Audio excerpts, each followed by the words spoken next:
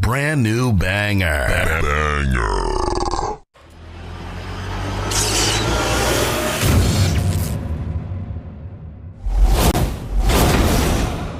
What is your hatred for John Cena? Yo, when Hulk Hogan takes a rock bottom better than you, there's a problem.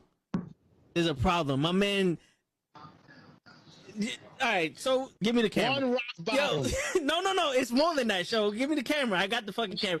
Kenny, I'm gonna have to do it for you. I'm gonna give you the whole spiel. He came out as a prototype.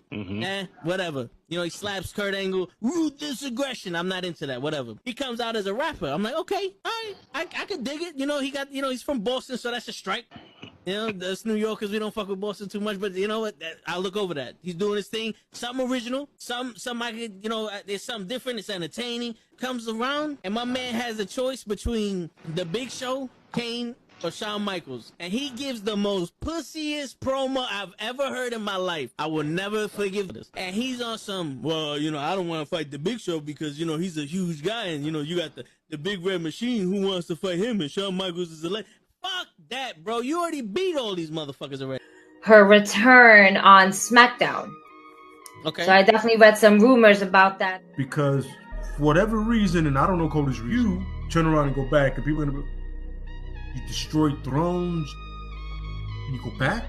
We have been doing this shit for ages, and he still doesn't know how to take it right. Trust me. That's it. I got you. Oh, man, shit. Collapse with the kick. That's what I'm saying. That's the way he didn't collapse during the sun. It was the kick. It was the He's not even in his fucking chair when he gets in this fucking thing. He's not even in his fucking chair. Yeah, but he there goes, oh! There he goes. Both matches without the wrestlers were in the table.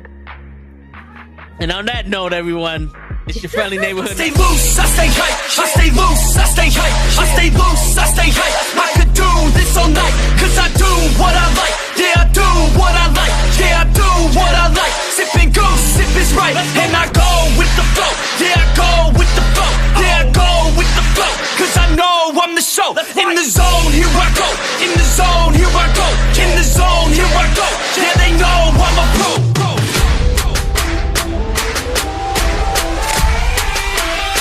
Let's go, let's go!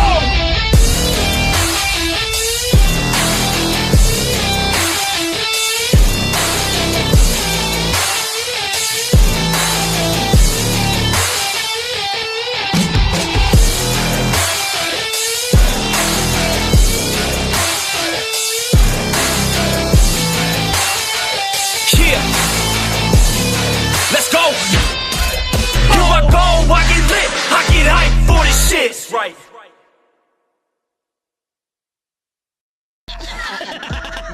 Word. He be like, I got a left elbow and a right elbow. I can break your face with an any elbow. Make sure that you get elbowed in your elbow with an elbow. Got the arm bar, get the phone ball, get around with the bomb with the bomb ball.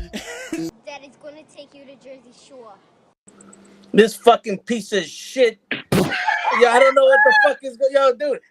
The minute the fucking... Yeah! It's fucking Thursday night.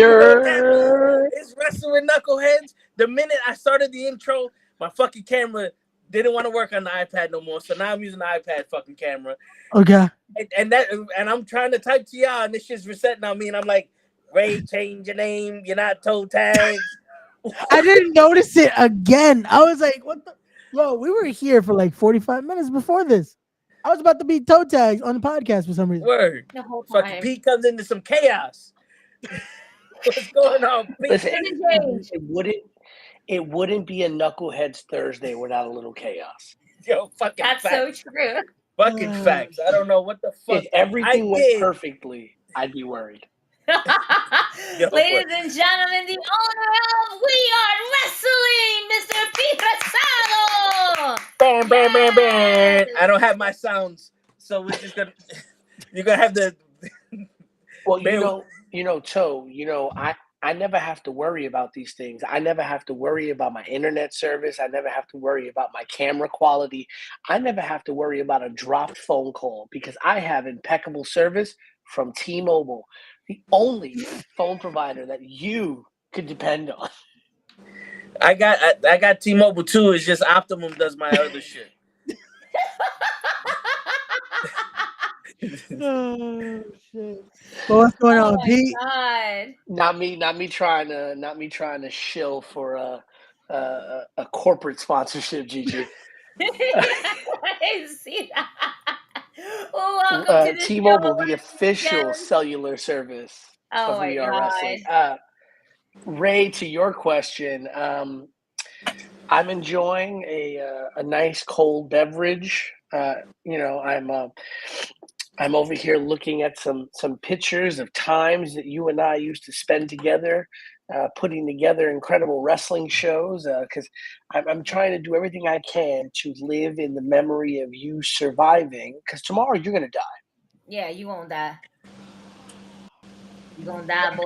Tomorrow you're going to die. That's if I don't kill somebody first. Facts. I was really hoping that, again, now that we're having you here, we're having a nice conversation.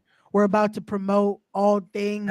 Paso. It's going to be a great show tomorrow. If you guys haven't got your tickets already, make sure you do so right now. Or you can catch it live on Title Match Wrestling Network. Listen, first 3 rows are almost sold out. First 2 rows are completely sold out. Third row is almost completely sold out. Nice. So, listen, get in there now. There you go. But You fucking. So I guess Listen, I thought I was stressed. I have a show to run. Tomorrow. I have the Knicks game on my TV here in the living room. I got the Yankee score going on my phone. Like, I thought I was stressed. Apparently, no. Toe is everywhere. Very stressed right now. I am also stressed. Close. So let's get into this amazing card. Let's get into it. Let's start talking about it, and let's talk about this one. Let's talk about 2 men that have scratched and clawed their way to get on the main card here, to get on a We Are Wrestling card, and that is the Sensei himself, D-Vibe, going head to head with the freshly Trey Felipe. Let's talk about this one here, Pete. How do we get this singles concept? Well, listen, Trey has done an incredible job getting his name out there. Working Pro Wrestling Magic, recently doing a main event over at Invictus Pro Wrestling in his hometown of Roselle Park, New Jersey. There's no doubting Trey Felipe's talent, and so when we're always looking for new entry points to We Are Wrestling and new talent to come into We Are Wrestling, we have a very long list. I mean, of both local and non-local talent who are banging the door down to try and get in, and it's tough. It's tough to find spots for everybody. It really is, especially when you do what we're doing. A lot of our talent are engaged in storylines and engaged in matches that take place over multiple shows, which you don't really necessarily see as much on independent shows. We try to do our best with telling stories as much as we can. But with a guy like Trey Felipe, and even with D-Vibe, it's about the hustle. It's about the desire to get on. Trey Felipe, has reached out to me multiple times about, hey, what can I do? How can I make it work? And to pull back the curtain a little bit, right? As you know, one of the staples of We Are Wrestling is the 6-train scramble match. Yep. Mm-hmm. And both of these men were supposed to be part of that 6-train scramble match on this show. We originally had scheduled a 6-train scramble match for this show, and unfortunately, just the way that the show was coming together and the way everything was looking, we figured we kind of had to cancel that match for this show and move it to our next show. And I felt like, okay, could we save anyone? And it really was a toss-up because there were 4 other people in that 6-train scramble match that unfortunately are not on this show tomorrow night. But we will be bringing them back in for our next show in September. We have already made commitments to them that we are, just because we had to cancel the match for April does not mean that we are not going to use them ever again. We are committed to bringing them back and making that up to them. And it just so happened that we were able to do that a little bit quicker for Trey Felipe and D-Vibe as part of our pre-show match for this show. And D, I really got to put over D-Vibe. This is a young man who, even from our first show in Jersey, every single time we've announced the show, every single time we've said we're doing something, he's one of the first people to message me and say, hey, get me some flyers. Where can I go? He has come to my job to pick up flyers from me at my job to go out and promote, even when he has not been on these shows. In fact, D-Vibe's debut with us was on our last show as part of our pre-show. And yet he was still able to, he still goes out there and he still does everything he can to promote the shows and make sure that we have, people coming out to see We Are Wrestling. And it's dedication like that can't be ignored. And is definitely one of the great, good students over here at Battle Club Pro. So it's really great to kind of see him in the ring, being part of the pre-show before the whole event begins. So it's really great to see these two young guys, excuse me, just kind of go at it and give it their all. So it's going to be an exciting match to kind of watch these two guys go at it. No, definitely so. And again, I love to see these two because both are very hungry. They're both very hungry competitors. Mhm. I've had them both on Respect the Craft, and just hearing that hunger of what they want to do, what they want to accomplish so far. Both very still young in their careers. And again, we've seen what this type of matchup does, what the pre-show match has done. One of the men that have been a part of that pre-show is now the main event tomorrow night. So it just shows you how growth can be. How then again, impressing the right people at We Are Wrestling can get you again that next spot, that next level, and the crowd. If you can show them that love and get them that impact, you never know what could happen next. Yeah, and when you do the pre-show, you get to set the vibe. No? I see what you did there. Yeah. I see what you did there. You left it wide open for me. And as you said, Ray, Anthony Gamble was in the pre-show at our very first show, right? At Wannabe Starting Something. It was Anthony Gamble in a four corners pre-show match with three other competitors from three prestigious schools in the Northeast area, and Anthony Gamble came out on top. And from there, Anthony Gamble found his way into what at that time was known as the Style Scramble match.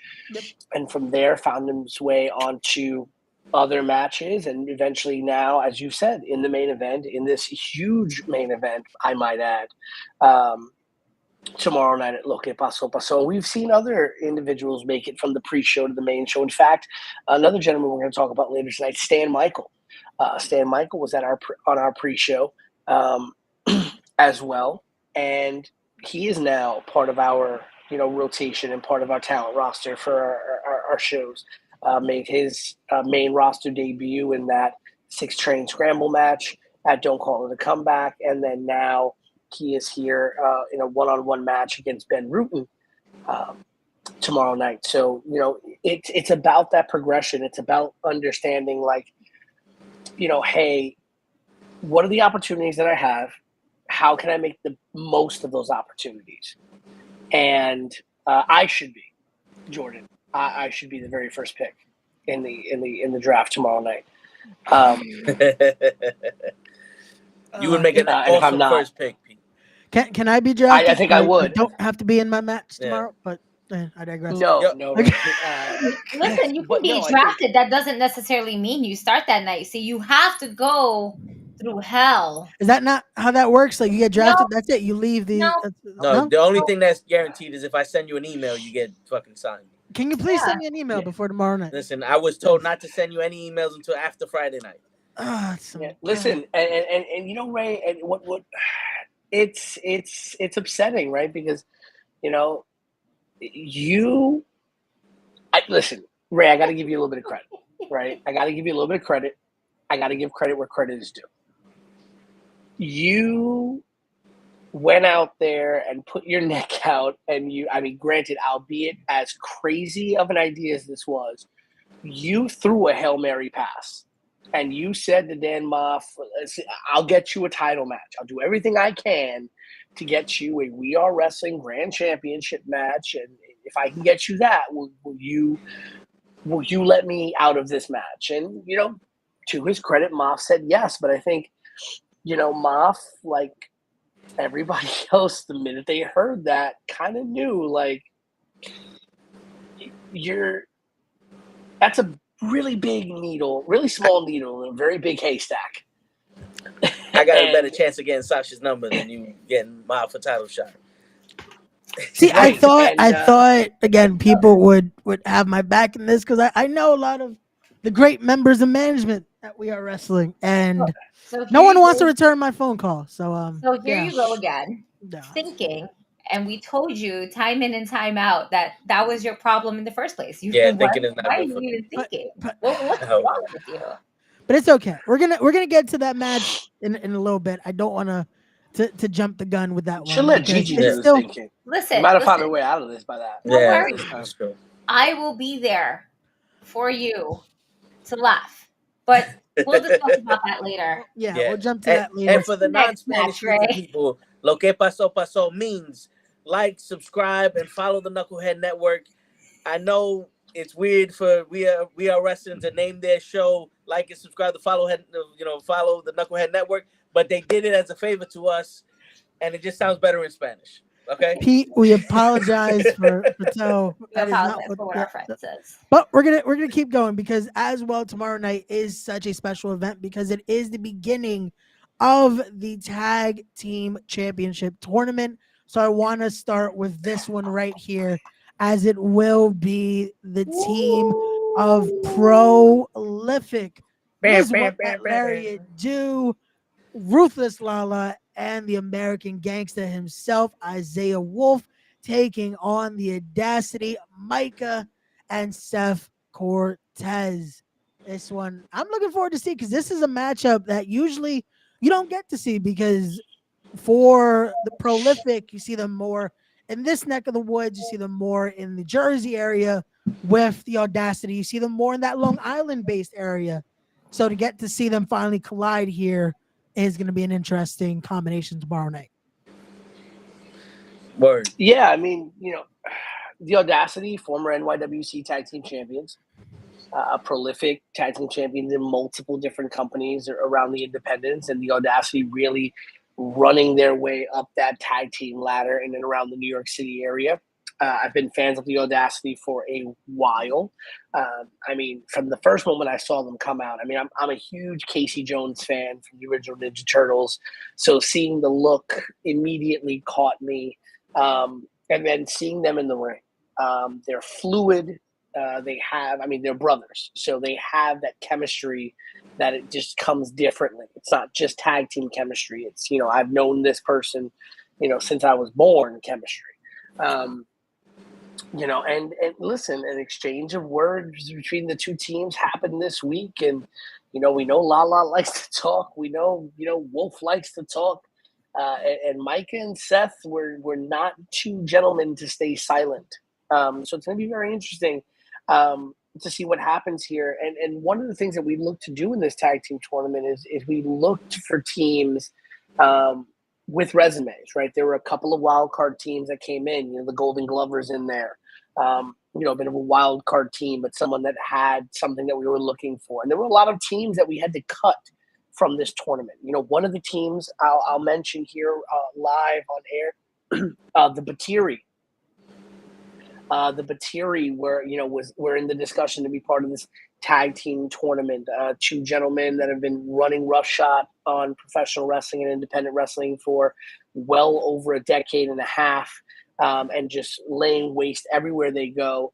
And just unfortunately, we wanted to make sure that the matchups were fresh. We wanted to make sure that the matchups were pretty even.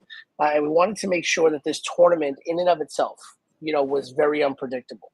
Because one of the things that I feel happens a lot of times in independent wrestling is you look at a lot of these tournaments, you look at a lot of these things that happen, and you can kind of look at the field and say, we know who's going to win. Or we have a feeling of we know where this is going to go. And one of the things we wanted to do with this field was really kind of muddy that perception of people. Nah, hey, because that's the way. Well, that's the way wrestling is. Anybody can win at any given time. This isn't a movie. You know what I'm saying? Absolutely. There is no Vin Diesel out there beating up a fucking dam and a nuke and shit.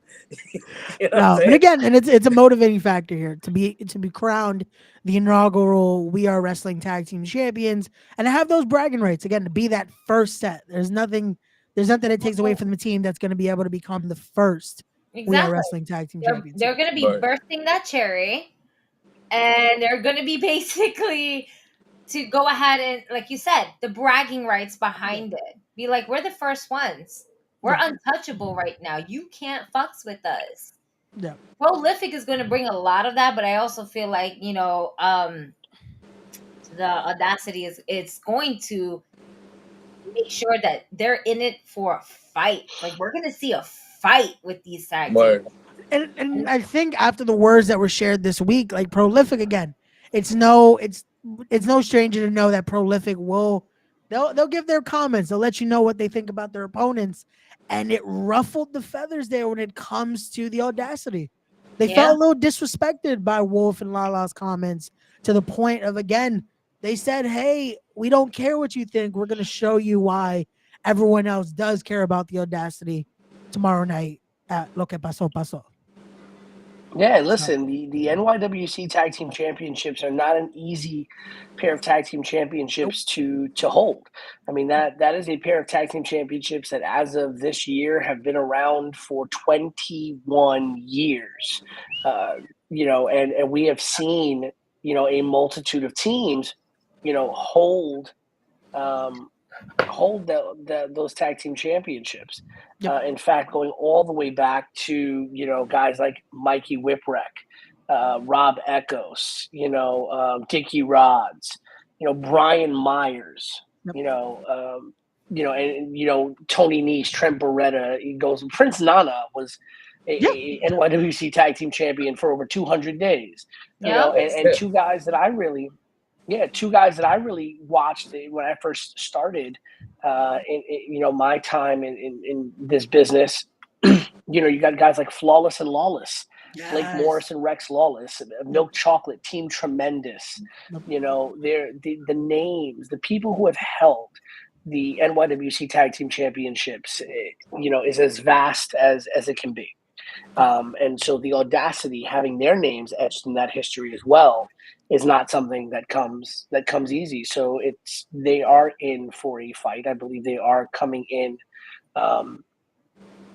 for a fight, and then they're not going to back down. They are not going to back down to Prolific. Yep. But from that matchup in the tag team tournament, we're going to go to this one right here because we have one of the competitors in the chat as we speak. So we're going to talk about survival of the thickest, going head to head with the Golden Glovers. Even though Caitlin Marie did Showers? Not know that was, no, it is Glovers. I usually don't want to disagree with Caitlin Marie, but we're gonna unfortunately have to disagree with her here, as it will be the team. I mean, she might just be into water sports. You never know. That might be a thing, but hey, listen. You know what I think it is? Unfortunately, Caitlin Marie a few weeks ago was in a hectic match with Colby Carino and Jackson Drake. So I feel like that might have been it. I think, unfortunately, the chair shot from Colby Carino might have made her see showers when it came to the graphic.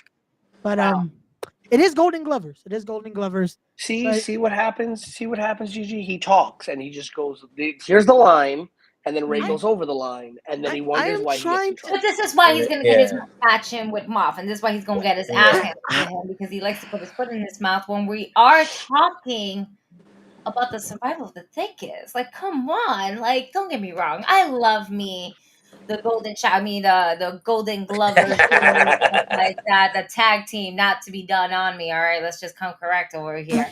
But when you have a dominant force of these two women, they are going to squish them. And Bobby, I know that you're probably watching this. Bobby, if you hear me, understand, I apologize in advance for your team, but your team hasn't even been listening to you, bro. I don't know what's going on, but they might not even be on the same page when it comes to this tag team. I'm just saying when you may not even be on the same page. The women can bring it, and with these two dominant forces, I don't know, man. The guys,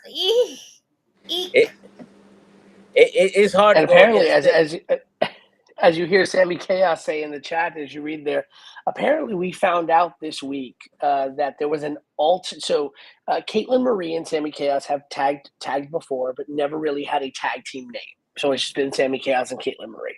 And I was, very big on like, well, do you guys have a tag team name? I mean, you guys told me you want to tag up a bit more. If you're going to be in a tag team tournament, you need a name. You need a tag name.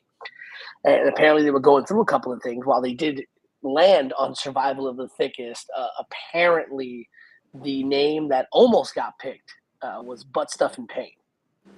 Butt Stuff and Pain. Got you. Because Caitlin apparently. No, I love that. I'm not gonna comment anymore because I don't want to get myself in trouble anymore. I'm a little excited and confused. I don't know if it should be No Diddy or.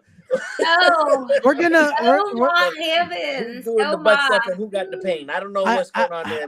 I don't. Apparently, Sammy Chaos brings the pain and Caitlin Marie brings the butt stuff. Okay. You know what? We're gonna take a little I don't know bit about of a break. does. I just it brings. Okay. All right. I'm gonna talk to the girls. Yeah, we can come up with something. Little clarification about that. We're gonna move on from the tag team tournament right now. That'd been interesting. Butt Stuff and Pain versus the Golden Showers. Now you can't show this on TV. You gotta pay extra for that one. We're gonna move on here. We're moving forward now. We're gonna talk about this matchup right here. Yes. When talking about this, I think we have to bring one of our very special guests here. He is the true king of RMB himself, Stan Michael in the building. Yes. Yes,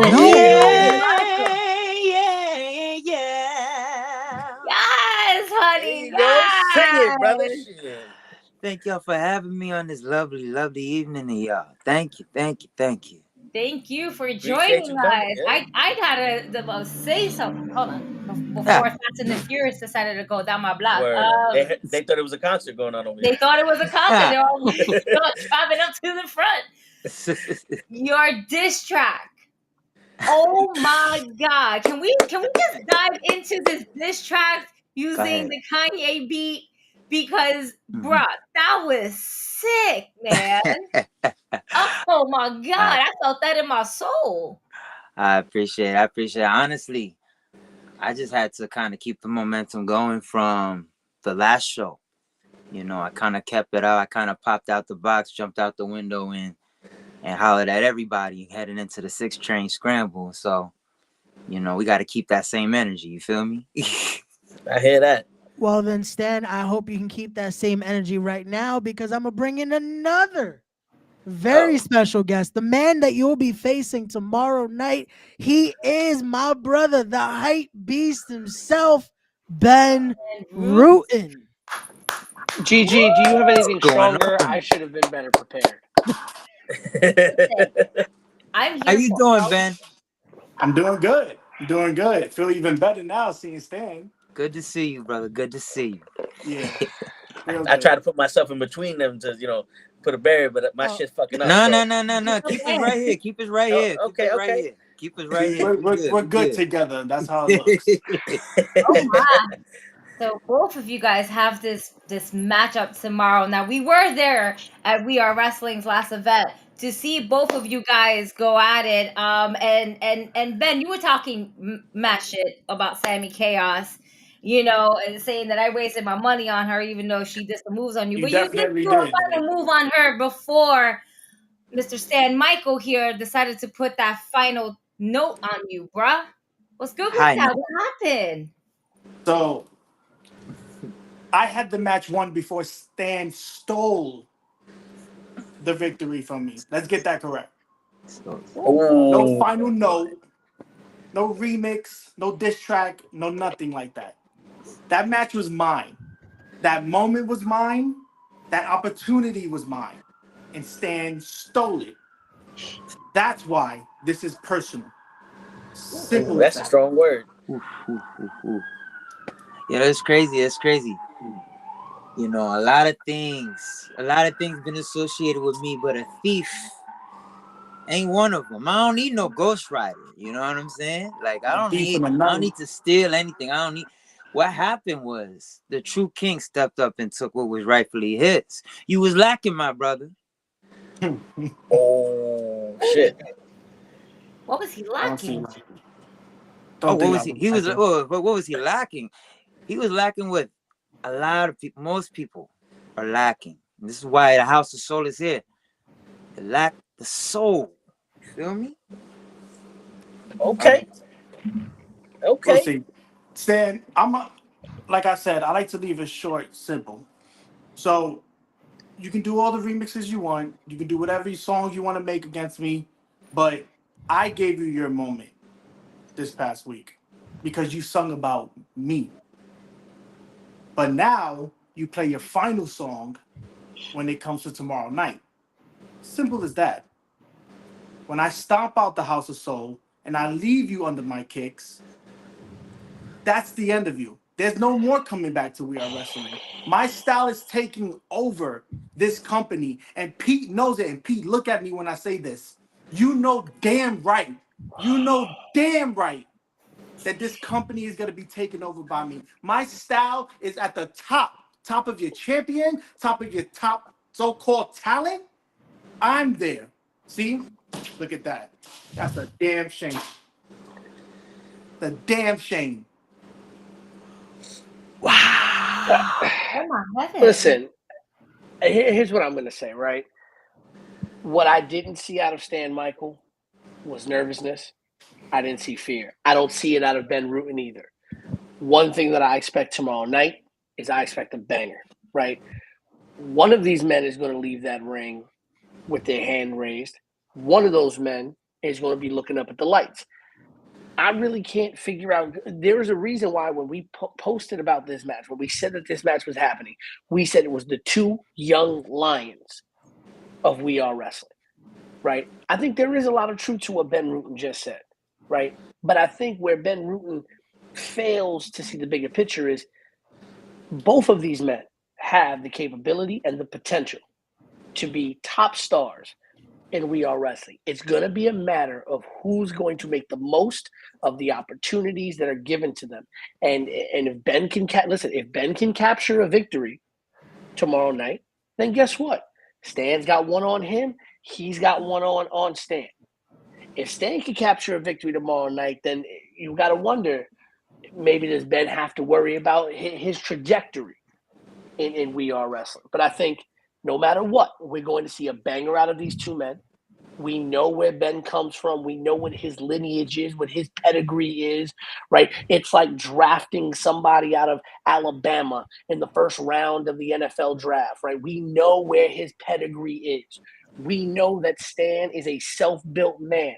This is not the man with the same pedigree as Ben Rutan, but yet he has the same platform as Ben Rutan. They both have the same match tomorrow night. So the question, this is really a question of who wants it more.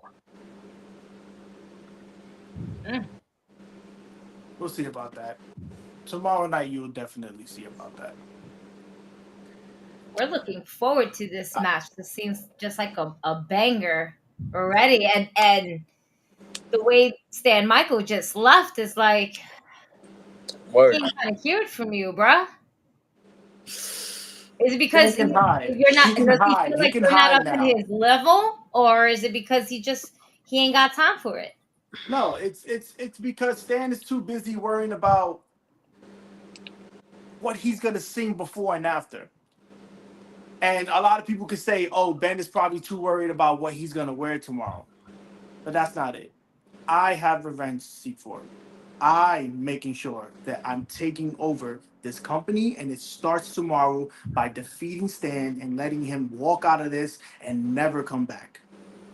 So whatever happens to Stan is definitely on Pete. Shit. Well, then I think it might have been the threat to the vocal cords that might have maybe frighten Stan Michael just a little bit, just a little. But we'll see. Ben, again, we are looking forward to seeing what happens tomorrow night. Like you said, it's all on Pete here. He put this together. I hope you know what you did, Pete. I hope you know what you did. Well, remember something, Ray. You're the man who, when Ben came on, when Stan was in the middle of his time here, you said, "Oh, I'm bringing my friend, my guy, my brother." So understand now that Stan knows exactly who to go after. If he has anything to be angry about, Stan knows. Oh, well, guess what? That's Ray's his boy. Right? You're the man behind the controls. I'll back up Ray. Ray is my boy. We go. You like to say you have history with him. I have history with him as well. So if anybody goes after him after his match, I'll be protecting him. Okay. So I'm glad you said that because I was gonna stop you for a second and be like, "He's your boy, but he's gonna die tomorrow." Ray, look, good luck with that. Do what you gotta do. I gotta clean some sneakers. So I'm a pray for you.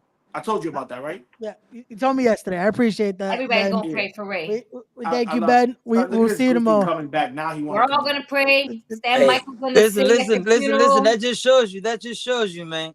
I wasn't meant to hear that shit. We meant to just square up when the time comes. You feel me? I'm done talking. I'm done singing too. I'm done getting dressed up. I'm done looking pretty. We done all that shit. It's time to get it on. I'm ending this on one thing, and that's the high note. And they're gonna get it right this time on commentary. Goddammit, that's his move. That's called the high note. More on this later. That's right. We're gonna see. Oh man, we're just gonna see a hell of a match between you guys. We're so excited to see it, and then we will also be here for Raymond's funeral, where Stan Michael R&B will go ahead and sing at his funeral. We'll be there. Sunglasses, hats, all black, everything. Well, we're gonna make sure. Gigi, as long as you stop putting your money on a loser. No. I heard Raymond got issues with my man, the Wise brother. I don't know, man. I don't know. You with the Wise brother, with Dan Moss. He just started a problem with everybody. Yikes. Word. Tisk. Pray for you, brother. Pray for you, brother. Knucklehead. We thank you both for joining us here. Say goodbye. We thank you both for joining us here, gentlemen. We'll see you both tomorrow night. We can't wait to see. Thank you so much for joining us. We're gonna have you guys back on the show. No doubt, y'all. Yeah. Appreciate y'all later. You know what? Appreciate you. You know what's really appreciate good. You saying goodbye and not just getting off like Ben did. Well, no, Ben tried to say his goodbye, but then listen, I had some questions for these men, and you kicked them off. The good thing about one of the great things about St. Helena's, not only do we have a concession stand in the building run by some of the sweetest ladies you will ever meet. Word. We have vendors in the building, which is always incredible. We have some brand new vendors on this show as well. Not only do we have parking at the venue, not only are we close to public transportation at the venue, both bus and train. One of the best things about the venue for tomorrow, specifically, is we are right across the street from the world famous Ortiz Funeral Home. That's right. We sure are. So you guys are just gonna keep just. You know what? Wait, listen. We might as we your chest last week, boy. We might as well talk about it. Am I bugging? We might as well. With his chest, he cut a whole promo. He said he's proud of it, and now all of a sudden, tomorrow comes and that nigga's like, you know what? I didn't really mean everything that I said. I mean, I did, but I didn't. It's okay. Okay, right? so I heard some Eminem. Nice red hair, all done well. Can I? Was I the only one? Was I the only one that heard? Because when Ray was cutting that promo, I heard background music. I felt like it was "I'm Not Afraid." Mm-hmm. I heard that Eminem track in the background. Mm-hmm. You sure did. You didn't. It wasn't you going bucket. No. That's what you heard. So like I was trying to do, like a he ain't never professional scared. here. I'm He going never to first. scared, nah. Can I announce the match first before we continue this? I'm trying to let you go, here? Ray. Because it will be tomorrow night. No disqualification. Ray Sanchez versus the King of the Northeast, the Bayonne Badass, the Tri-State Area Hell, independent wrestling legend, Dan Moff. And you guys keep going with the deaf jokes. Even our guests came with the deaf jokes. You guys could talk, because I mean, listen, Ray, he forgot to mention the teddy bear. You know, I heard that this man was a sweet man, and Ray was just gonna pound his face in because everybody was talking shit. And now Ray's pissed off. Stan Michael's pissed off. Ben's pissed off. Kenny's in the chat pissed off. Gigi got her hair did. You know, my hair color was stolen because Ray decided to go ahead and steal it. That's why he got kicked extra at the last event. He stole Gigi's hair color. Yep. He tried to set Toe up for Jarrett to think that Toe stole his birthday. Yep. He aided and abetted in the kidnapping and hostageness of Lala. That's right. That's a nice word. That's right. Okay. He cut the promo that he cut. I'm not afraid, right? I never scared, right? He ain't never scared. Go die. He ain't never scared. I'm trying to remember here. Oh, he started problems with the Wise brother. Talking to Isaiah Wolf on the Twitter machine. He kicked Kenny off of the Monday streams. He kicked me off of this stream at one point in time. Wow. Oh, so and Napoleon look at you looking around like you don't know anything. Oh no.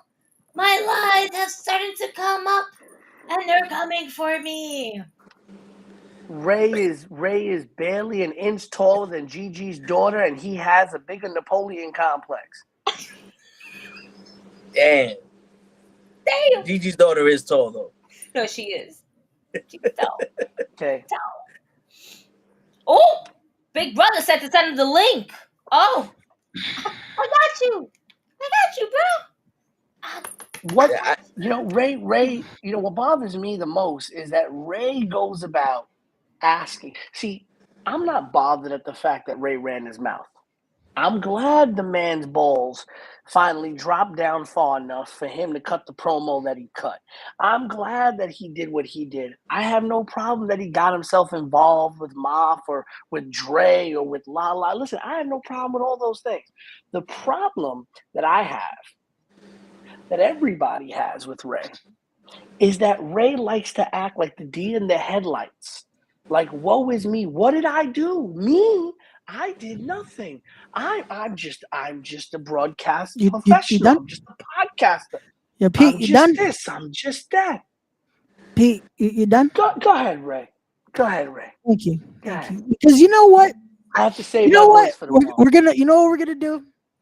We're gonna finally cut the crap with this whole situation here. Because I can't wait. To your sports show on IG. I got you. I can't wait for Dre to get on here because I want him to hear this too. So Dre, I hope you're still listening because you want to bring up the Lala situation. You want to bring up what Darius even brought up last night, the situation with Lala, Tiberius, with Prolific, with the Voodoo, whatever the fuck the situation was. You know what you want to bring up? I was the only person that decided to get himself involved in that scenario to be able to help Lala. Unfortunately, in that scenario, shit happens as they say. You get involved, shit goes sour, and we're here now. But guess what? That scenario, that's in the past. Dre can keep bringing it up. Of course, they want to get relevant. You know why? Because this is the match that everyone is talking about right now. Me versus Dan Moff tomorrow night. And like I said in my promo last week, I'm done crying. I'm done trying to fucking get it switched. I'm done trying to get it canceled. Because you know what, Pete? This is what you booked, right? You want to see it happen? It's going down tomorrow night at St. Helena's. Get your tickets. It's going down. Ray Sanchez versus Dan Moff. No, I'm not going to call Dan Moff any names. I'm going to give him the respect because this is why I run a show called Respect the Craft, because I have respect for Dan Moff. He is a legend in his own right. I give him his accolades. He has done everything that anyone that joins this business would love to do. But what he hasn't done, I stepped into the ring with someone that is a student of the game like myself, someone that has studied the likes of Dan Moff, that has studied the likes of the Monster Mac, the Homicides, the Low Keys, the Amazing Reds, and so on and so forth. So anyone that wants to continue to make these jokes and continue to make these memes and videos and whatever the hell else you want to do, know that whatever happens tomorrow is now on your hands. But I had to add that there. I'm okay with that. Hey. Whatever happens to you, it's okay. I'm okay if it's on my hands. I'm all right. Can who's controlling the comments coming up on the screen? I can. Why? Can we put up the Brian F. Pro comment? The comment by the gift Brian F. Pro. That's what it is right there. Delulu. Yo, listen. There's only but so much a man can take. It's been months. God. It's been months of Ray said this is the straw that broke the camel's back. Fuck everybody. Word. Oh, it's going on. We got the wise brother in the building. You know what? Hold on. My apologies for what I'm gonna do. But Gigi, just 1 second. Toe, just 1 second. Pete, it'll be us three right here. Dre, what do you have to say? Why are you here right now, bro? Why are you here? Because I want to be here. What do you have to say? Not you talking to a black man in 2024 like that. No, I'm just saying because we're now here. We're having a conversation. You trying to get canceled, right? I'm not trying to get canceled. I have I'm asking the questions. I have my co-host and business partner, Pete Rosario, on the show. I'm friends of the podcast, and I've been given ultimate access to be on whenever I like. You can ask Gigi, you can ask Toe Tap. I decided just to be on. I didn't say anything. I'm just here. I just want to talk about the show. Okay. I thought there was a more of a reason to it. You're gonna say something right now. You're gonna say something now that we're having this conversation about my match tomorrow. You got nothing else? No, I don't care about your match, actually. Okay, cool. So I'll bring my co-host back on because cool. We'll keep it civil. We'll keep it civil. I don't know. My man was on some. Hold on. I got this. Let me handle this. So what's up? I'm just saying because so why make sure everything is from the Bronx? Like I don't get it. Why you kicked us off? Hey, because you sounded like you had something to say to Dre and asking him why you come on the show. Why you come on the show? That's what it sounded like. Why you can't say it? What do you have to say? Twitter fingers. To the Wise brother. No. It's not Twitter. Again, I asked, why is he here? What would he like to say? I'm giving him the platform. He didn't say much. Are you saying a black man ain't allowed in this space? Hey, we don't see color here. Wow, Pete. No, not you. Not you, Joe. Not you. Wow. Ray specifically. He's talking about this guy right here. As I've said, I've been given open invite from Gigi and Toe Tag, so that's all I need. So that's it. So how about let's retouch on the match we did speak about earlier. Let's get the Wise Brothers' thoughts on this one.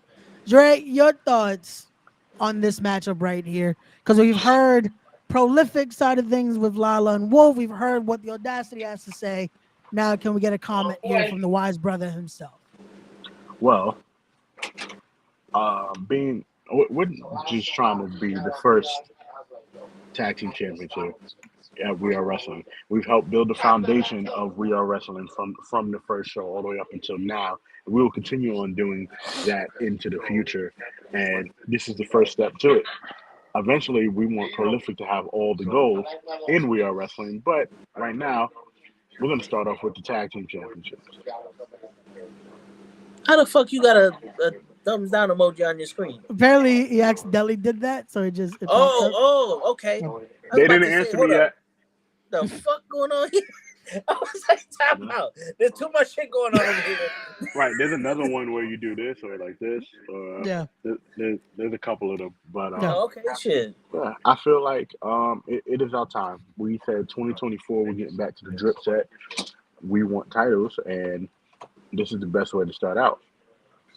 This is the best way to start out with one of the best promotions right now on the Northeast. So if we're able to, it's no doubt that we're able to do it.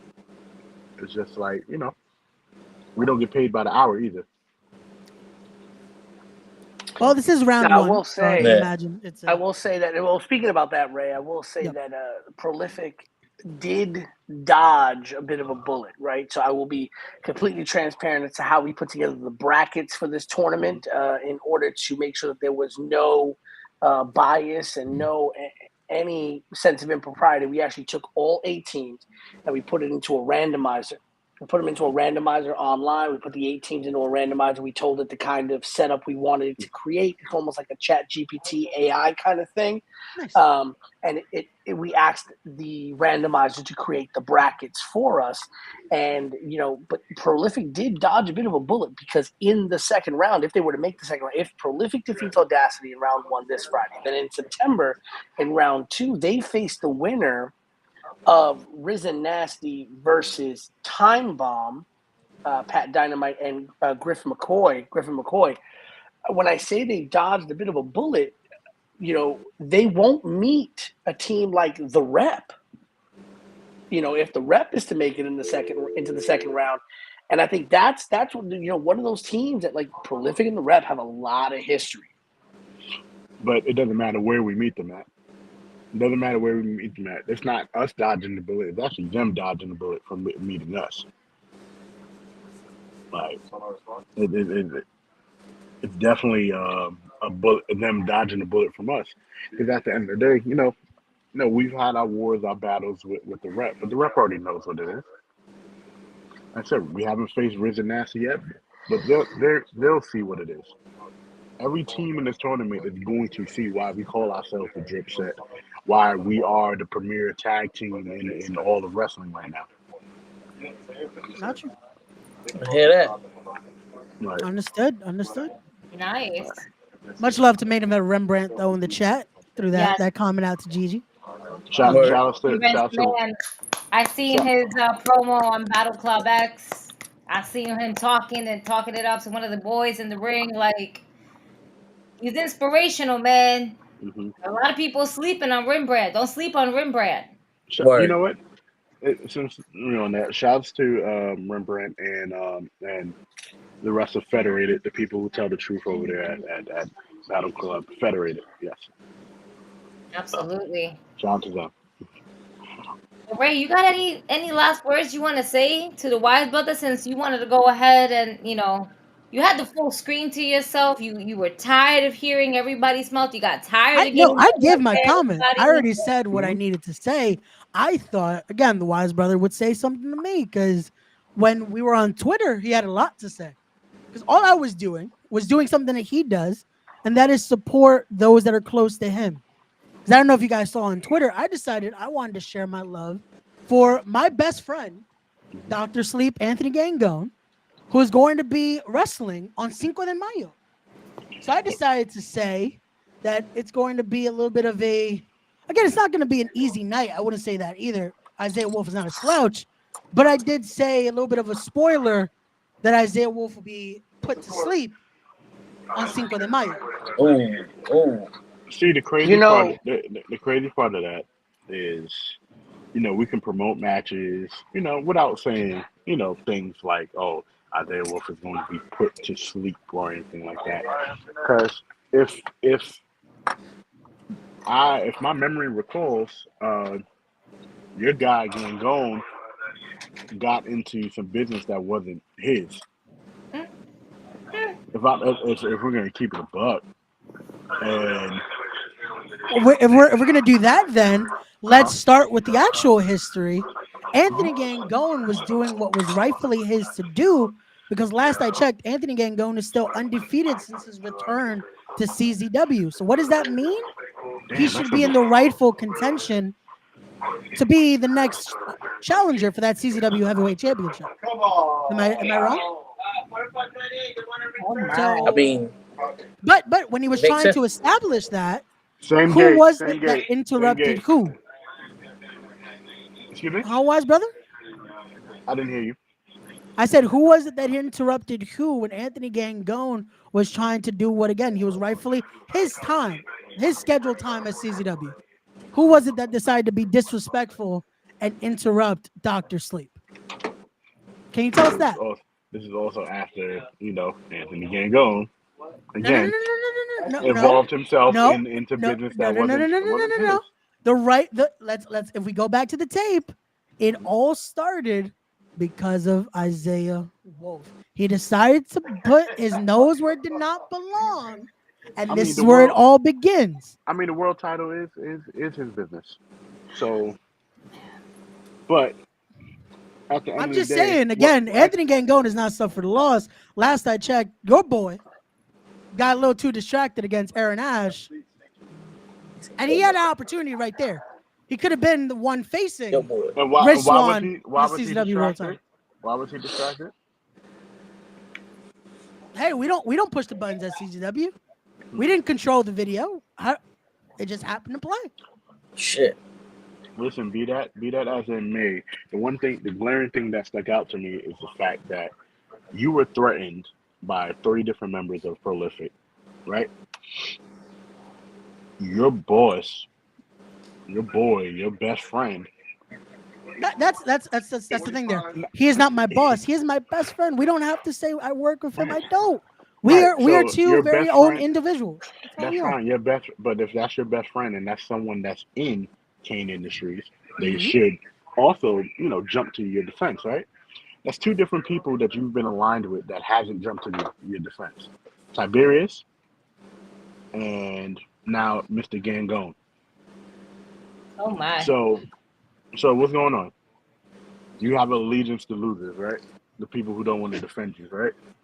That's your thing, right? See, again, like I said earlier, it was my own doing, my fault for deciding to align myself there with Tiberius. But I will never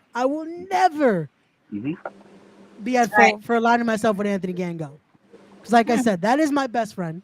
Inside of this ring, outside of this ring. And like I told you, Cinco de Mayo, it will happen just like I tweeted it. Just focus on tomorrow. And from what I heard, Tiberius was sucking on tree blood or some shit. That's why he couldn't help Ray out or something, because he's in that voodoo shit. I don't know what the... As I said, we're just going to move forward from Tiberius right now. That's right. That's what I said. I'm already done with that. I'm looking forward to my match tomorrow. You guys should be looking forward to the tag championship tournament tomorrow. I mean, no, we're looking forward to any match that's tomorrow, specifically yours, though. Yeah, specifically yours. Of course. So, everybody is. So you can be like the match is going to be. It's going to be a locker room sellout. You can watch from the monitor, like everyone else is going to be doing. And no, I don't think. No. Your match is special. Everybody has to be outside, bro. No. I will be standing next to your knucklehead counterparts. And I will be sitting there watching this That's a big word he just used, counterpart. Yes. Got you. Understood. Okay. This horrific incident happened in front of me, and I'm just gonna, shout out to G'd Up Gentlemen. They're gonna be selling food. I can finally eat now, so I'll be sitting there. By the way, side note, you looking good, brother. You looking real good. Thank you. You're looking amazing. I will give you that. Again, the hard work is paying off there, brother. I'll give you that. Again. No, you good as hell. I don't want your compliments, though. Wow. Ray, thank you so much, Wise Brother, for joining us. We can't wait to see you tomorrow with Prolific, and you'll be with us. Did it. Yeah. We're very excited to see you guys tomorrow. But we're definitely going to go ahead and get through the rest of this wonderful card that we got, because we're not even halfway through yet. Gigi, one thing you got to learn, Ray. One thing you got to learn. What is that, Pete? I've had to learn this in my time. You'll learn this when you grow up, when you leave Never Never Land. Okay. You have to learn that just because somebody is your friend, just because you are a fan of somebody, just because you like somebody, you have to understand that that does not always need to be verbalized, that you need to read the room, that you need to understand. Listen, if I am in a room, okay, for example, if I'm at SmackDown the night that Kofi Kingston loses the WWE Championship, I'm not sitting there saying, well, I'm a Brock Lesnar fan. No, you read the room, sir, right? I don't walk into a space and put myself in a position, right? You have to understand the political game of understanding how to be neutral, right? So I understand that you were friends with Mr. Anthony Gango, as I am friends with Mr. Isaiah Wolf. I think both of those men are extremely talented. And I think that'll be an extremely banger of a match, and may the best man win. That is how I respond to that. Why? Because at the end of the day, I'm not going to disrespect Anthony Gangone. While I may not have the relationship I have with Mr. Gangone that I have with Mr. Wolf, I am not going to deny Mr. Gangone's talent. I am not going to speak down on Mr. Gangone. You know why? Because when Mr. Gangone then has to look at me, I have to now back those words up. So if Mr. Gangone were to win and I would say bad things about Mr. Gangone, and I would talk about how Mr. Gangone doesn't have a chance to win, and then Mr. Gangone does win, what happens? I now have to eat those words. The words live on in perpetuity, sir. So you have to learn how to craft statements that toe the line, that don't go one way or the other, and keep your personal feelings out of things. And you will find yourself in much better spaces when you have to approach people. Because people won't be like, well, didn't you say this about me? No, I did not. I mean, well, in Ray's defense, they call him the sleep doctor. If they call him the dentist, I'm pretty sure the thing to say is he gonna fix your teeth. You know what I'm saying? I mean, I'm just saying. It's it's all good. You guys are with the verbation and all that other stuff. You know what I'm saying? I speak English. It's all good. It is all good. Like I said, you know, I will deal with my situations mañana. I'm so sorry. I have a little special guest here. She has something. Uh-oh. Hey Ray, I heard you're gonna die tomorrow.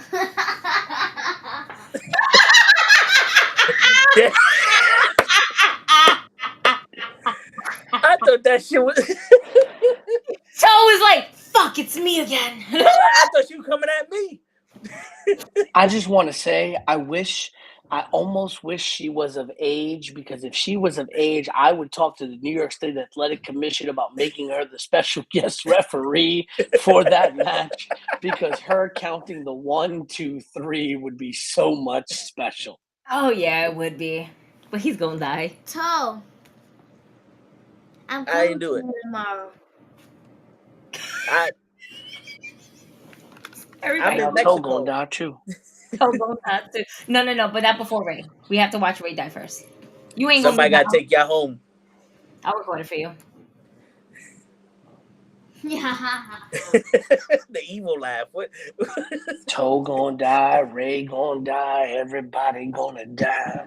Told you, man. Get that the extra EMS. So that's it. Yeah. Stop touching my mouth. Loki got your back, Ray. This whole chat, Loki got your back. I see. I noticed that. I'm glad. I'm glad someone is finally having a little bit of a backbone and not just going with the crowd here. Yo, listen. Oh man, I know he's not gonna be around. So BRB. I know Ray for a while. This is the first time I'm seeing him angry. My man about to turn. I was gonna say green, but it looked like he about to turn red on us and shit. Bro, I'm just tired, man. I'm tired of seeing the jokes. I'm tired of seeing the memes. I'm tired of seeing all this. And I know Pete is loving it because it's getting traction for the show tomorrow.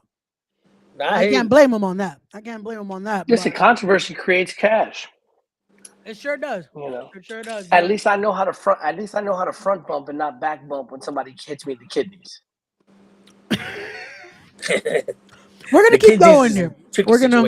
We're gonna keep going here. We're gonna talk about more of these amazing matches that are happening tomorrow.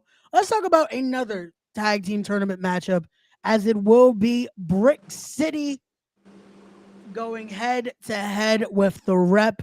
Two very decorated tag teams here, part of this first round.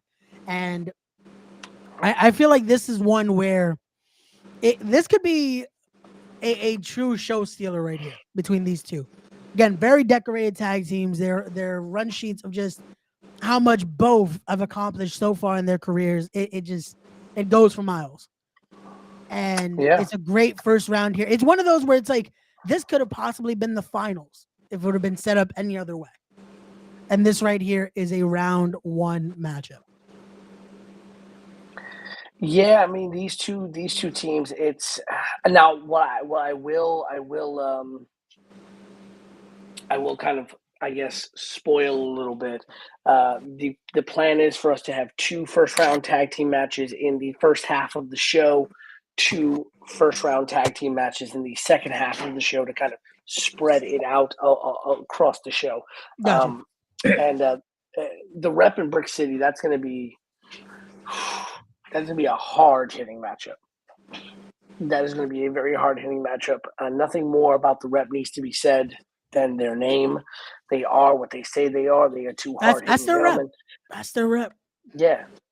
Former CZW tag team champions. I believe the current, if I'm not mistaken, still Catalyst tag team champions, if I'm not mistaken. No. So, but the former Catalyst tag team champions. Your current grand champion is one half of those Catalyst tag team champions. Oh, there we are. I forgot about that. I forgot the Ugly Sucklings did get those Catalyst tag team championships. But the Rep, I mean, listen.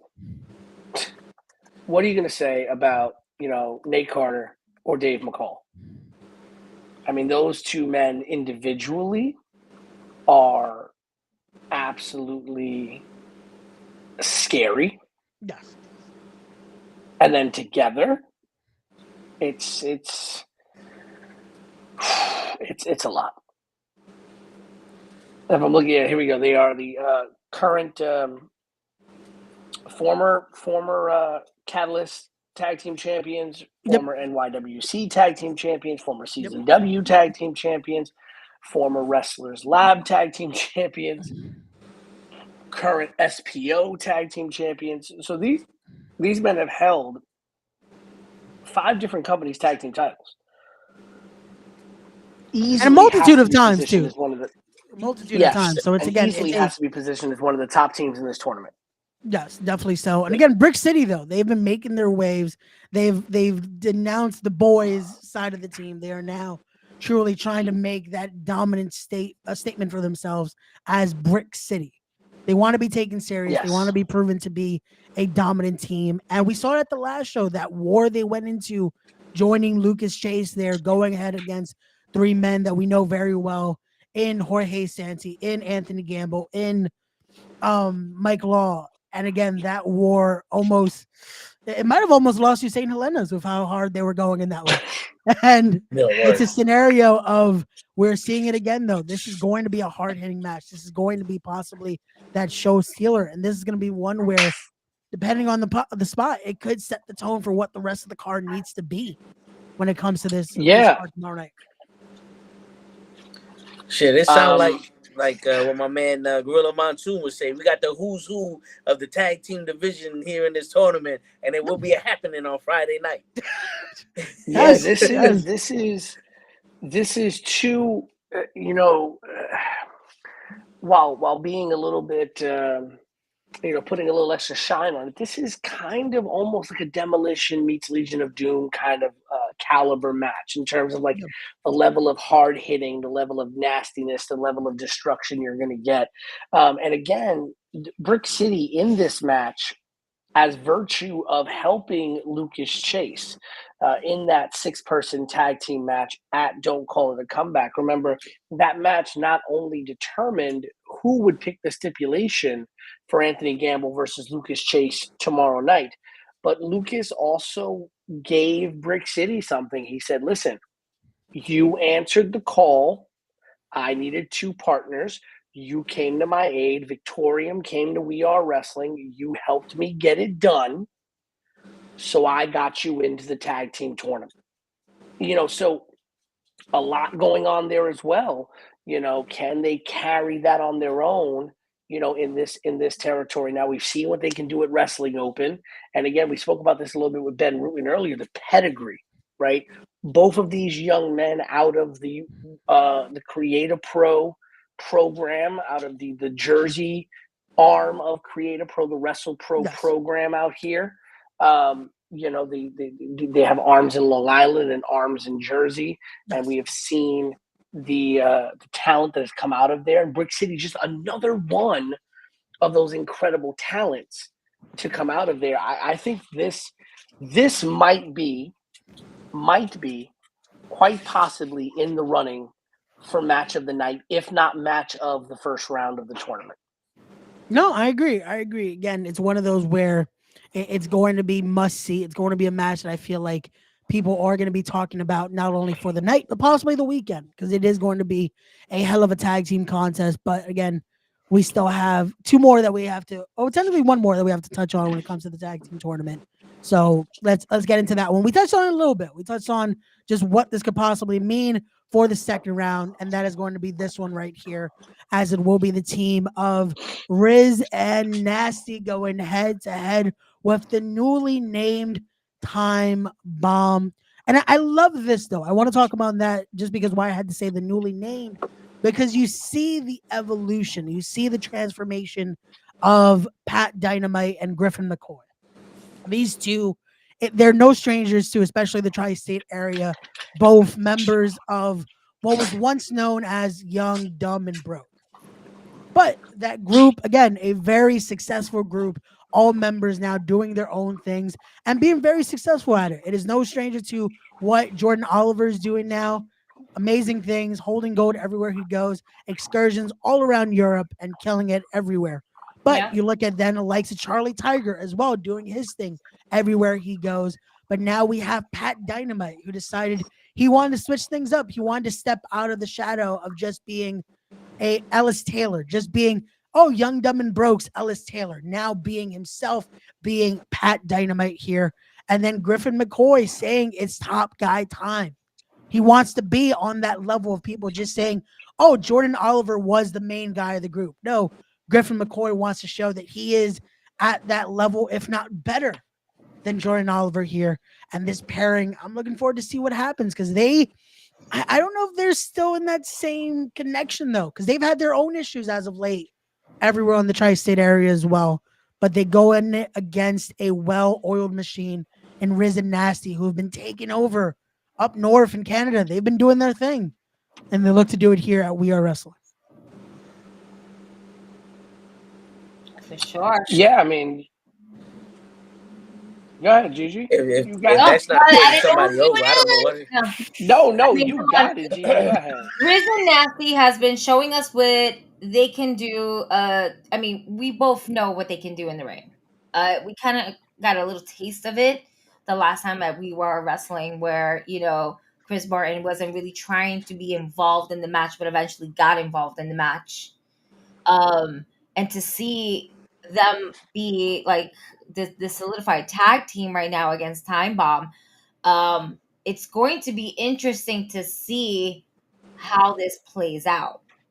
It's not like we haven't seen Chris Martin in tag team action before, but to see him now with just a new mindset of things, that man's a beast. Have you seen his latest posts? He's got into way better shape than he was before. So now it's even more. This was a man that was over 300 pounds the last time I saw him, and I think he told me he's below 270 right amazing. Now. This is his first match in New York. I believe since Deja Vu. This is his first match in New York. So since the latter half of 2023, we're talking almost 6-7 months, if not a little bit longer. I know he was going to take some time off to rest up some injuries.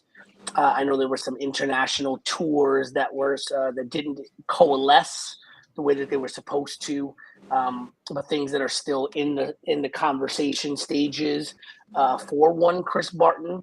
and it's a matter of you talk about right place, right time, right? And Ray, you and I spoke about this as well. Yep.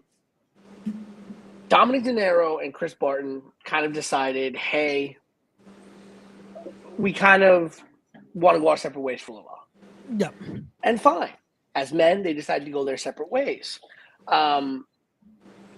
Chris Barton was in Canada. He'd been doing a couple of shows for Super Kicked out in Canada. Yep. And Nino Cruz was get a shot in Super Kick, traveled up there with Chris Barton. And the original plan, from what Chris Barton has said, was they were going to be in singles matches. Nino was going to be, I believe, part of the pre-show at Super Kicked, and Chris Barton had a scheduled singles match that night. As we know in wrestling, card subjects change. Things happen. And all of a sudden, Super Kick needed a tag team. And so kind of Barton and Nino kind of looked at each other and said, hey, well, you know what? Let's make the best of this opportunity. And they tagged up, and they just found in that match, they had instant chemistry. It felt like they'd been tagging forever. Things felt so fluid. Things felt so right. And what was going to be a one-night only condition of, hey, we need to do this because they need something, became something they started thinking about and talking about on the drive back from Canada, saying, hey, do you want to maybe do this again? Do you think this might be something we could get something out of this? And they went back to Canada the next time for Super Kick, and they said, hey, can we do this tag team thing again? And it just kind of took off from there. And it was just one of those, right place, right time, and right thing. And Risen Nasty was born. And of course, when I reached out to Chris Barton about coming back to We Are Wrestling, he was more than happy to do so.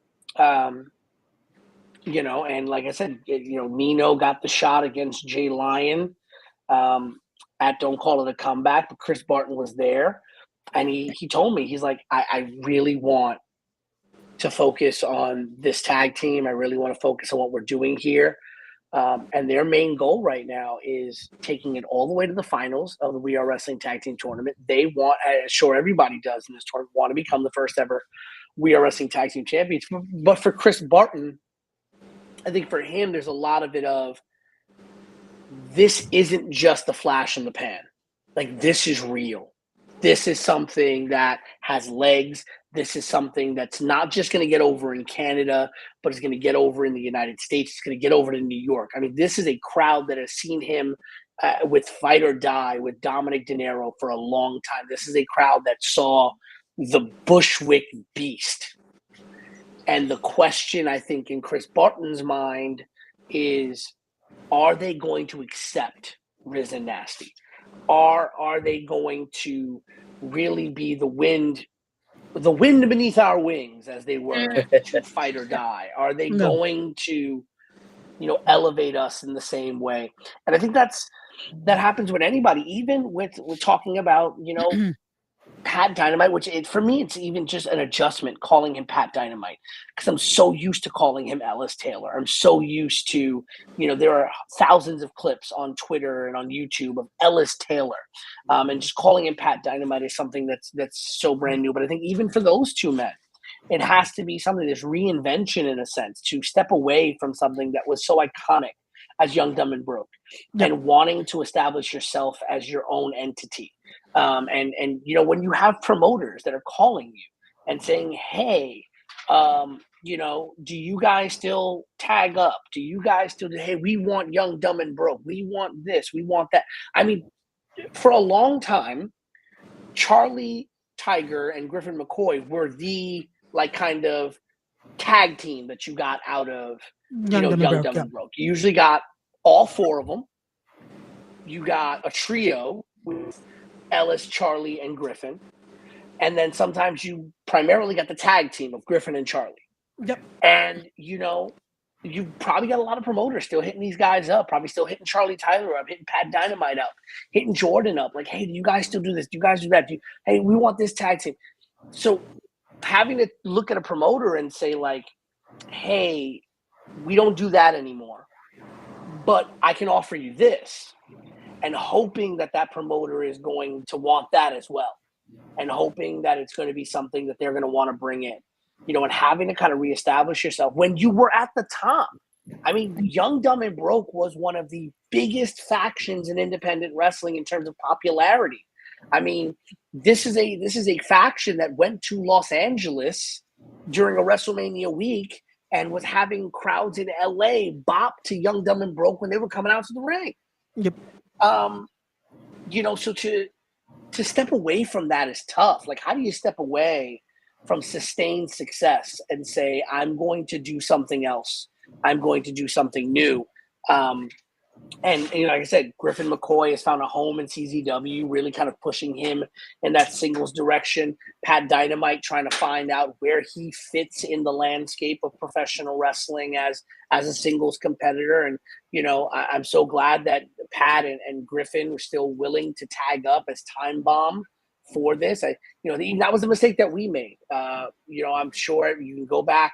The initial graphic that we posted was Risen Nasty versus Young, Dumb, and Broke, Pat Dynamite and Griffin McCoy, and they kind of reached out to me and said, "Hey, we're kind of getting away from that. Could we change the name on the graphic?" And as you saw in the graphic that Ray presented, it is Time Bomb. But even for me, like making that mistake of like not realizing, like, hey, they're not Young, Dumb, and Broke anymore. And again, it's going to be that switch. It's going to be that time for the fan base as well to get used to the name change. But it still doesn't mean that the talent is not going to be there. Again, this is that evolution. They're going to get better with age, better with time. And again, to think all four of those men are still so young in their careers. Like Jordan, I want to say is around, give or take, my age at this point. And they're still so young that it's scary to think what they're going to be, again, in a few more years. What levels there would be, what type of tier of competition there would be. So to see this, Jordan's only 24. Shit, yeah, he's younger than me. God damn. Really? Jordan's only 24 years old. Went over your head. Oh man, yeah, to be 24 again. But no, that shows you though what type of talent, what kind of pedigree they've came from, and to see a matchup like this, again, four guys that have tried to make those waves for themselves. To see this here, this is going to be what it shows to be a part of this tag team tournament. That hunger to want to win gold, to show why these reinventions have worked out for both pairings here. So we see what happens tomorrow night at Lo Que Paso Paso. But we continue here with some more action. And just a reminder for everybody that does not speak Spanish, Lo Que Paso Paso means like, subscribe, and follow Nukkle HeDDs Network. There you go. We are wrestling. Thanks for saying it in Spanish and naming your event that. We will be in the building. We're going to continue with this one here, as it will be the battle for that BST Territory Championship here, as it will be wrestling's richest prize, the All-Father, the King of the Territories, Mr. Darius Carter, going head-to-head with Dan DeMann. And this one, I spoke to Darius Carter last night. I tried to pick his brain on this one, and he truly gave me, I phrased it as almost a 10-minute soliloquy on his respect, what this match means to him facing Dan DeMann tomorrow. But I tried to pick his brain also, Pete, because it's out there. We saw the video. Unfortunately, Dan DeMann decided to confront you, Pete. Are you okay, Pete? Again, you've also been the victim of some very interesting situations. I can relate. I know it happened. Not for nothing. He a big boy. Dan is a big boy, but as you know, Gigi, I'm from the Bronx. In fact, I may carry my let's just break facts right here, right? Let's just cut it right here. Mm-hmm. I may talk the way I talk. I may carry myself the way I carry myself, but we all know where I come from. I come from the boogie down. And when I gotta hold myself, I hold myself. Now, I like to maintain professionalism at all times. I am as Ray claims to be a professional broadcaster. It is what I do. And I'm a professional in my non-wrestling life as well. So I can't necessarily let the hood in me come out. But you could take the boy out the Bronx, but you'll never take the Bronx out the boy. Word. So, yeah, when Dan stepped to me, it was surprising. And I had to hold back every Puerto Rican instinct in me to not just swing on somebody coming behind me. Right? And the only reason why he was able to sneak up behind me, because we all know a good Puerto Rican can hear you coming from 2 blocks away, is because I was on the phone. Right? So, yeah, when he rolled up on me, was it nerve-wracking? Sure. Was I scared? Hell no. Was I worried about what Dan the Man could do to me in that space? Yes, I am not a professional wrestler. I am long retired from being an athlete. Okay, the last time I played professional anything was at least a decade ago. It's been a long time since I've been inside of a ring, running those ropes and putting my body through the pressures of training and things like that. So I am by no means anywhere near the level of a Dan the Man or anything like that. So was I worried about what he could possibly do to me? Of course. But was I scared? No, because the same way that I have survived Darius Carter Savat kicking me out of nowhere while I was live on commentary, while I have survived walking into a professional wrestling ring to put a championship around the waist of Darius Carter, only to break my nose due to a foreclosure delivered to me by said Mr. Darius Carter. The same way I've eaten a kendo stick shot from Max Bain defending We Are Wrestling ringside in a 4-on-4 tournament. I am ready to deal with any kind of physicality I have to deal with. Do I want to? No. Right? But if I have to, I can. It comes with the job. And I'm also smart enough to not say cross words about Dan Moff. There we go. Ding! I don't have the sound effects, so that's going to have to work. I may have been born on a Wednesday, but I was not born yesterday. I may be dumb, but I am not stupid. There's a difference. Word. Well, then, again, that is going to be something to see what will happen when the King of the Territories, will he be able to win that championship? Will he truly be the King of the Territories? We shall see. So now this title, this isn't a We Are Wrestling title. This is it recognized by We Are Wrestling, or is it one of those like FTW championships? No. So the Territory Championship is a recognized championship of BST Wrestling, Blood, Sweat, and Tears Wrestling, a company out of Connecticut, which I also am employed by doing the commentary for BST. In fact, many members of the BST roster have participated on We Are Wrestling shows, such as Dustin Waller, such as Ichiban, such as Lucas Chase. In fact, Lucas Chase at our last event defended, not our last event, sorry, Deja Vu at the end of 2023, defended the BST heavyweight championship in his match against Jorge Santi. He decided to put it up on the line at the very beginning of the match. So BST is a well-respected company out of Connecticut.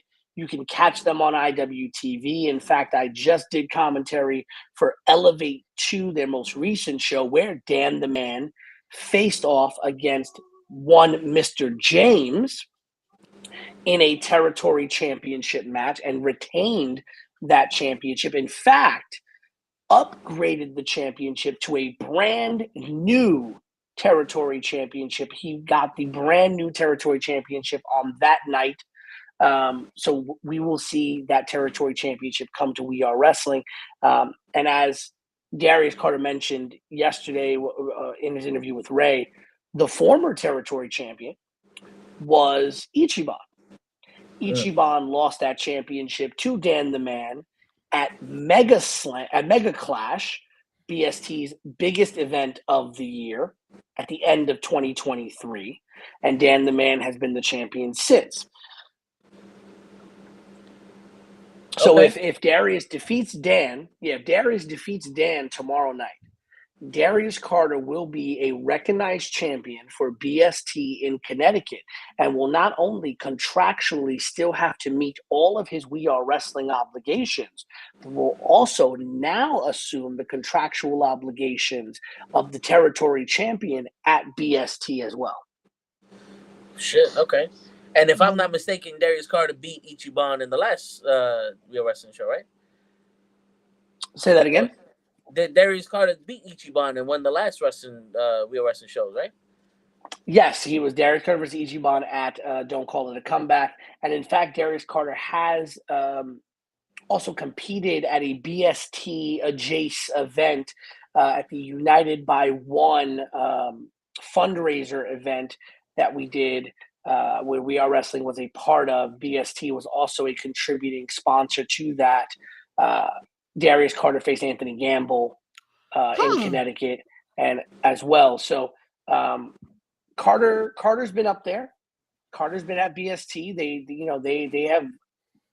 They have already told us that regardless of the outcome of this match, they do want to engage in conversation about possibly bringing Mr. Carter to BST to perform on some of their shows. Question now is going to be, are they going to have conversations about bringing him in as a regular talent, or are they going to have conversations about who his title defenses are going to be against as a champion there? Well, then I would assume, again, like the man you mentioned there as well, this man might want another shot at Carter right there, and that is none other than paid in full Anthony Gamble. What's going on, brother? What's up? Yo, what's going on, bro? I'm all right for the circumstances, even though the Knicks lost. Shit, sorry though. That's a little more fuel. That's a little more fuel for what you have coming up tomorrow night, because in the main event of the evening for We Are Wrestling's look at Paso, it will be a dog collar match, paid in full. Anthony Gamble going head to head with the Cure, Lucas Chase. Yo, how does one prepare for a dog collar match? Before he answers that question, since we are talking about said dog collars,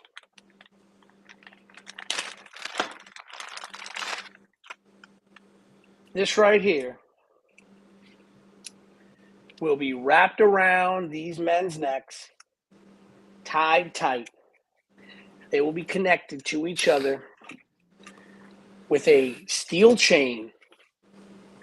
There will be no running away. There will be no escape. There will be nothing. It is pinfall, submission, or quit. But this is it right here. The dog collar that will be wrapped around both men's necks. Shit getting real. It's getting real soon. Shit. So how have you been preparing for this, Mr. Anthony Gamble? I mean, you don't prepare for this type of match. You walk in there, you stand across from your opponent, and you go to war. This is the type of match where you can't prepare for who stands across from you, even if you got prior history. This is the type of match that you leave it all out there. And that's what I plan to do tomorrow night. I hear that, and I know you guys got some bad blood from the last time I seen y'all together in that what was it, 6-man tag? Y'all It's personal. All over the arena. Yeah. It's damn sure personal. Lucas Chase, I hope you're ready for what's in store for you tomorrow night. Because, well, let's just get straight to the point. It's one man's gonna walk out, two men's gonna enter, and one's gonna leave, and the other one's gonna be left laying in the middle of the ring. And that's what it's gonna be, and that's what it's gonna have to be. Word. Do you Listen, think that with these two this men? match? No, my bad. Go ahead. No, go ahead. Go ahead. I was saying, you think this match favors your style of wrestling more than his? You think that you're an advantage with this no collar match? Like he made a mistake challenging you for this? For me, Yeah. I mean, I'm not the type of wrestler that can adapt to any situation. If you put me in a lighter match, I'm adapt to that situation. You put me in an Iron Man match, I'm adapt to the situation. There's just certain matches you can't prepare for. You got to adapt to your environment, and that's where I thrive at. Just go back to the first show at We Are Wrestling. It was a 6-man scramble.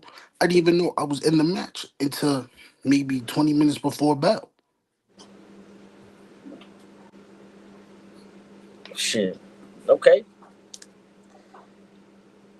Yeah, if you again this goes back with these two men, right? This goes back. Let's just trace it all the way back, right? This goes all the way back to Welcome to the Bronx, the first ever show in the Bronx, and what I thought would be an incredible match between Anthony Gamble and Lucas Chase, two men from the Bronx who never had an opportunity up until that point in time to wrestle in their home borough. Anthony Gamble, up until Welcome to the Bronx, had never wrestled in the Bronx. Lucas Chase, originally from the Bronx, born and raised, and then moved out of the Bronx, eventually trained with the legendary Dustin Rhodes, settled in Connecticut, where he currently lives, but always a Bronx kid, never got to wrestle in the Bronx. And I thought, wow, this would be a great story. And put these two men in the ring. Little did I know that here we are, almost 2 years later, and these two men are still going at it, to the point where Anthony Gamble, I still don't know how he did it. I still don't know where the hell he came from. But to this day, Anthony Gamble found his way all the way up to Connecticut, to BST Mega Clash, the biggest show of BSTs of the year, and found his way to the backstage area, inserted himself into that main event, and cost Lucas Chase his BST Heavyweight Championship, a BST Heavyweight Championship that Lucas Chase had carried for over 200 days. If he's so good, he can do it again. Why not? I think it's about time Gamble gets some gold. Why not? It's been long enough. I state my claim. It's about time Anthony Gamble holds some gold. Don't y'all think so? I agree. I think so. I agree. And this is going to be that moment, the first time, I believe, if I'm not mistaken, Mr. Gamble, your first ever main event. Yes, sir. Look at that right this there. Is first main event. This is going in to the be home borough. This is going to be that big moment, right? That's going to be that big moment, the main event. The lights are on, right? Not just any lights, the lights are on, right? The man, I'm going to tell you right now, the man that walks out of this match, that survives this match, is going to go a very, very long way in terms of the eyes of We Are Wrestling. At like, okay, what comes next for this individual? And for all we know, it may be a shot at the We Are Wrestling Grand Championship at some point. It may be a shot at a championship yet to be announced, but soon to be seen at We Are Wrestling, right? It may be something around those lines. There are a variety of ways that this match can lead to something. It's going to be a question of, can Anthony Gamble, listen, we know Lucas Chase can handle the main event. I've seen Lucas Chase at NEW up in Connecticut, at BST, at multiple companies handle the weight of a main event match. So you saying since he was in the main event more times than me, he's going to beat me tomorrow night? Is that what you applying? I'm saying we know what we know. What we know is that Lucas Chase has been in main events, and he has handled those lights before. So the question for Lucas is not if he can handle the main event spotlight, it's whether or not he has what it takes to beat you. The question for you is not so much can you beat Lucas, because you've done that already, right? You've done that. In your first match, you defeated Lucas Chase one-on-one. So the question is not can Anthony Gamble beat Lucas Chase. The question is, can Anthony Gamble shine just as bright as the main event lights in his first main event? Those are the questions for both competitors. Can Lucas Chase beat Anthony Gamble one-on-one in a dog collar match? Can he get there? Can Anthony Gamble handle the spotlight and the pressure of the main event? Those are the questions that we ask. Are you positive about that, Pete? Maybe you need to go back and watch my past matches with Mysterious Q, Steve Pena, and guys like that. Maybe you not understanding. When the moment is big enough, Anthony Gamble shine brighter than anybody else. You said it yourself when you took a chance with me on your very first show. Come on, Pete. We talked about it earlier. That growth from the pre-show to now the main event. You don't think a man that is hungry like this, a beast that is hungry like this, wouldn't be ready for what is to come tomorrow? Come on, Pete. I thought you were questioning my professionalism as a broadcast here, and you're going to question one half of your main event. Is he ready for a spot like this with the pedigree of who he's been trained under? Let me ask you a question, Ray. Oh no, let me ask you a away. question. Ask away. When somebody, and let's take this to another level to show you the levels of training and professionalism that I have as a analyst and as a broadcast journalist, right? So when you took a man like a Kofi Kingston, right, and he won the big one, right? What was the question? What was the question that the analysts were asking going into WrestleMania? It wasn't the track record of Kofi Kingston. It wasn't about his ability. It wasn't about could he beat his opponent. It was, can Kofi Kingston win the big one on the biggest stage of them all? Why? Because he's never done it before. Because that was the question mark. That is the blank in the picture. We don't know what that looks like because we've never seen it before. So what have we never seen before? We have never seen, have we seen Anthony Gamble in a big match? Yes, we have.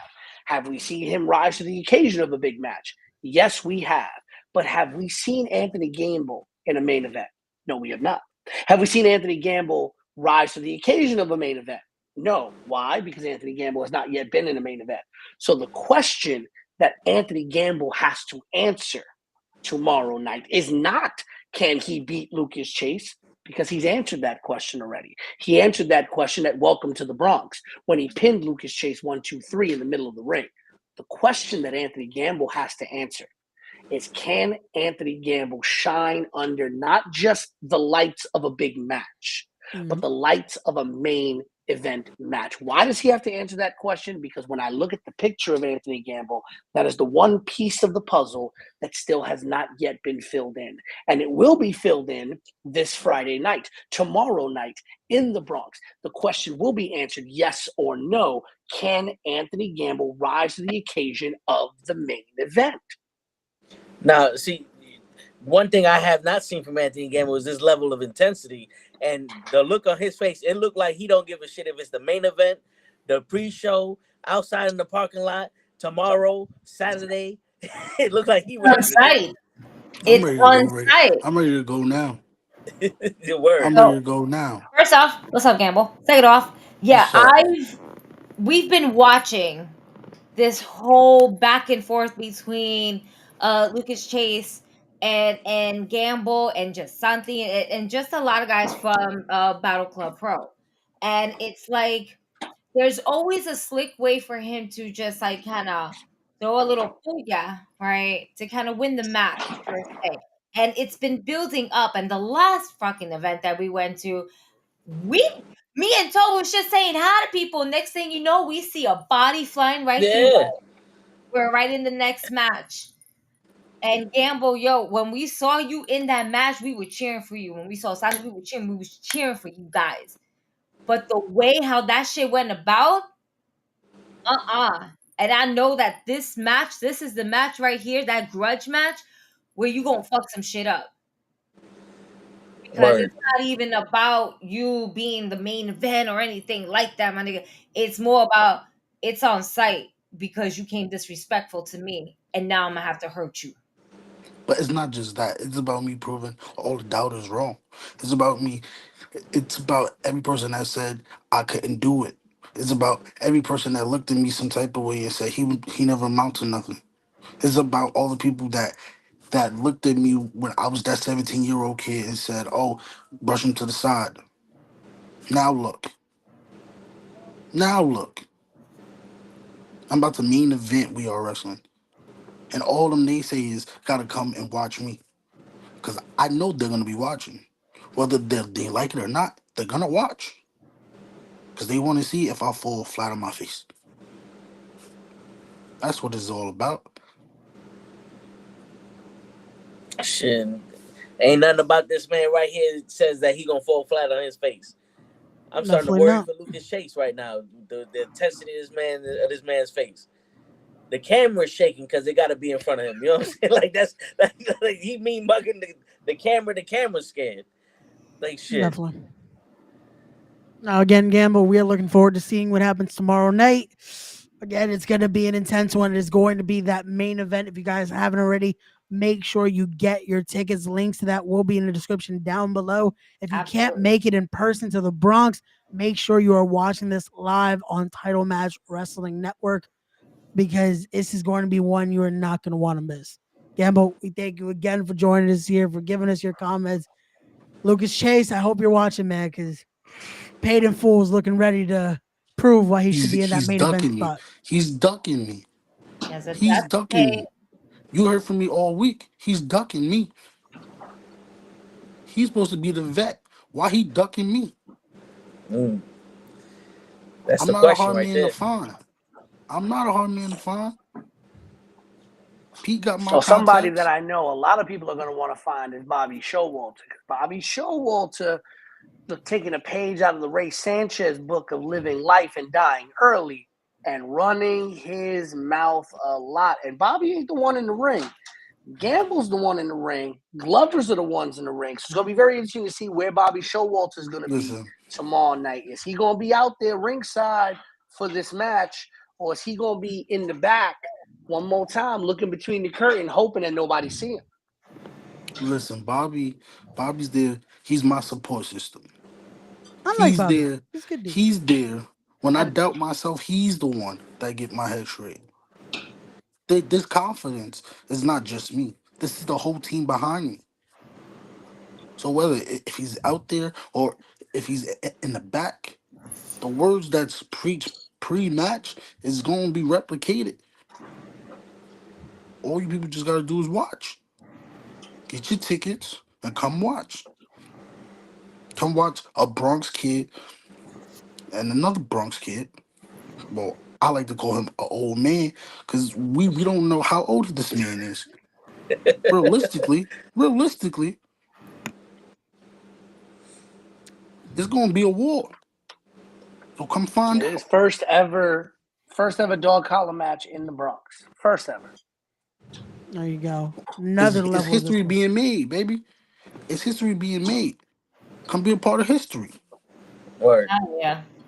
There you go. Again, we thank you, Gamble. Good night. You'll get your tickets tomorrow at the door. This is something that you guys are not going to want to miss. Are you kidding me? A dog collar match. First time ever in the Bronx. It speaks to the people in the Bronx. It's gritty. It's raggedy. It's us, baby. Word. Nowhere to run, nowhere to hide. We don't run for problems. Nope. We run straight to them. So word. We don't start the problems. We finish it. There you go. Exactly. People just better hope they got an ambulance on standby for Lucas Chase. New York State Athletic Commission requires we do. There you go. So luckily there will be an ambulance in New the York State building. Athletic Commission requires an ambulance and a doctor. There's going to be a few because we're going to die first, so we have to have another one just in case for the next people. Hey, Pete got his dots dotted with the ambulance, with the commission. You might need them. You might need more security guards, Pete. I'm telling you now. No, he definitely All going them to young use the ambulance for Ray, though, when he goes up against Moth tomorrow. He going to die. My friend going to die. Ray on his own. Ray, Yeah. you on your own. Yeah, You made your bed. Now you gotta lay in it. That's all you. I thought we were cool, man. Like I thought we, like Bobby said. Yeah. We'll talk. We'll talk tomorrow. Listen. He trying When to get it's my into problem, I he's deal with it. on his shit. You got yourself into that situation. Now you gotta find your way out of it, or step up to the plate. Que Dios te bendiga. Well then, Vaya con Dios. Gamble again. We thank you. We'll be Can't seeing wait you for this tomorrow one night, brother. tomorrow, And again, it's gonna be a sight to see in that main event. Thank you again, brother. Have a good night. I brother. appreciate you, y'all. bro. All right. Shit, we might have to make that ambulance match between Ray and Bob. Can we stop adding the deck to this match? God. Bro, we're just trying to help you get to the hospital faster, man. That's all. We're just here for your well-being. We're just trying to get you there as fast as possible. Resuscitate your ass. Listen, think about it. Maybe there'll be a hot nurse in the ambulance to try to resuscitate you mouth to mouth. There's a win-win there. Word. Ray. Think about it.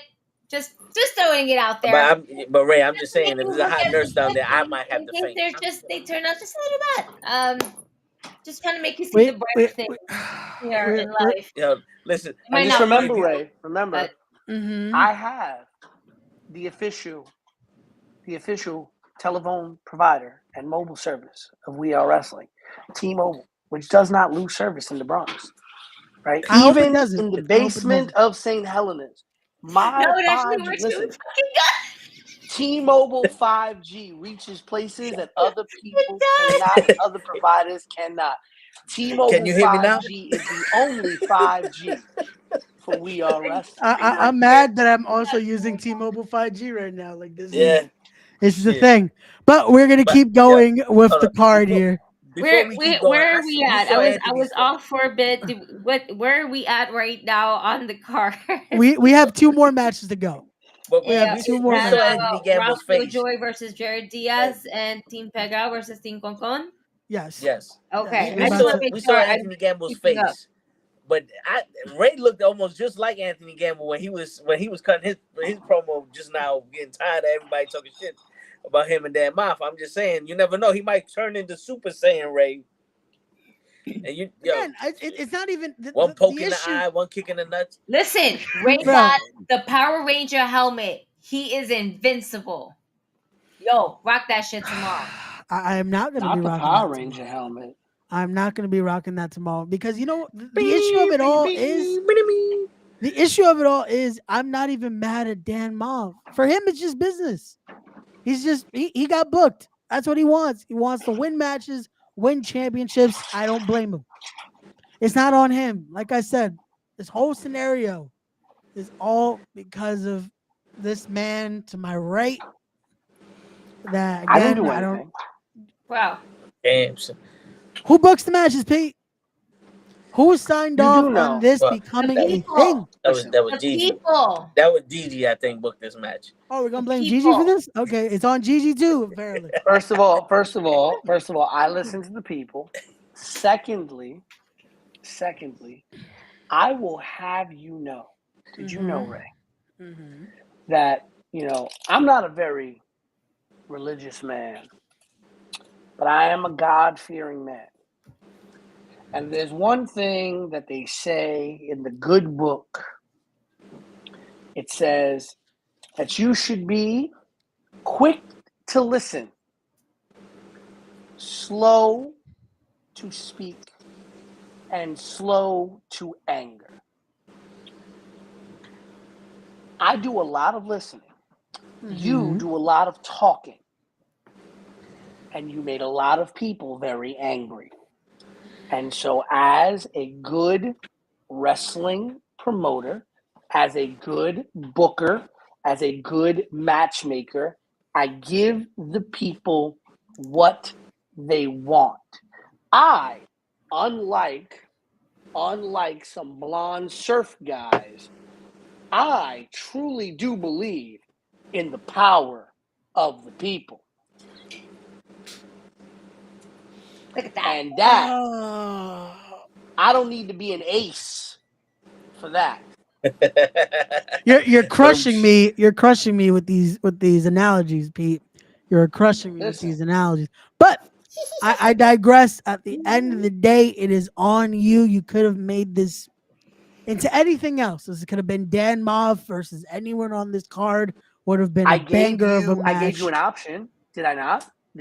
I gave you, you got to choose if it was no disqualification or if it was a lumberjack match. I don't trust anyone that would have been in that building. You wouldn't have that. I remember the podcast we made this. You said I had no choice.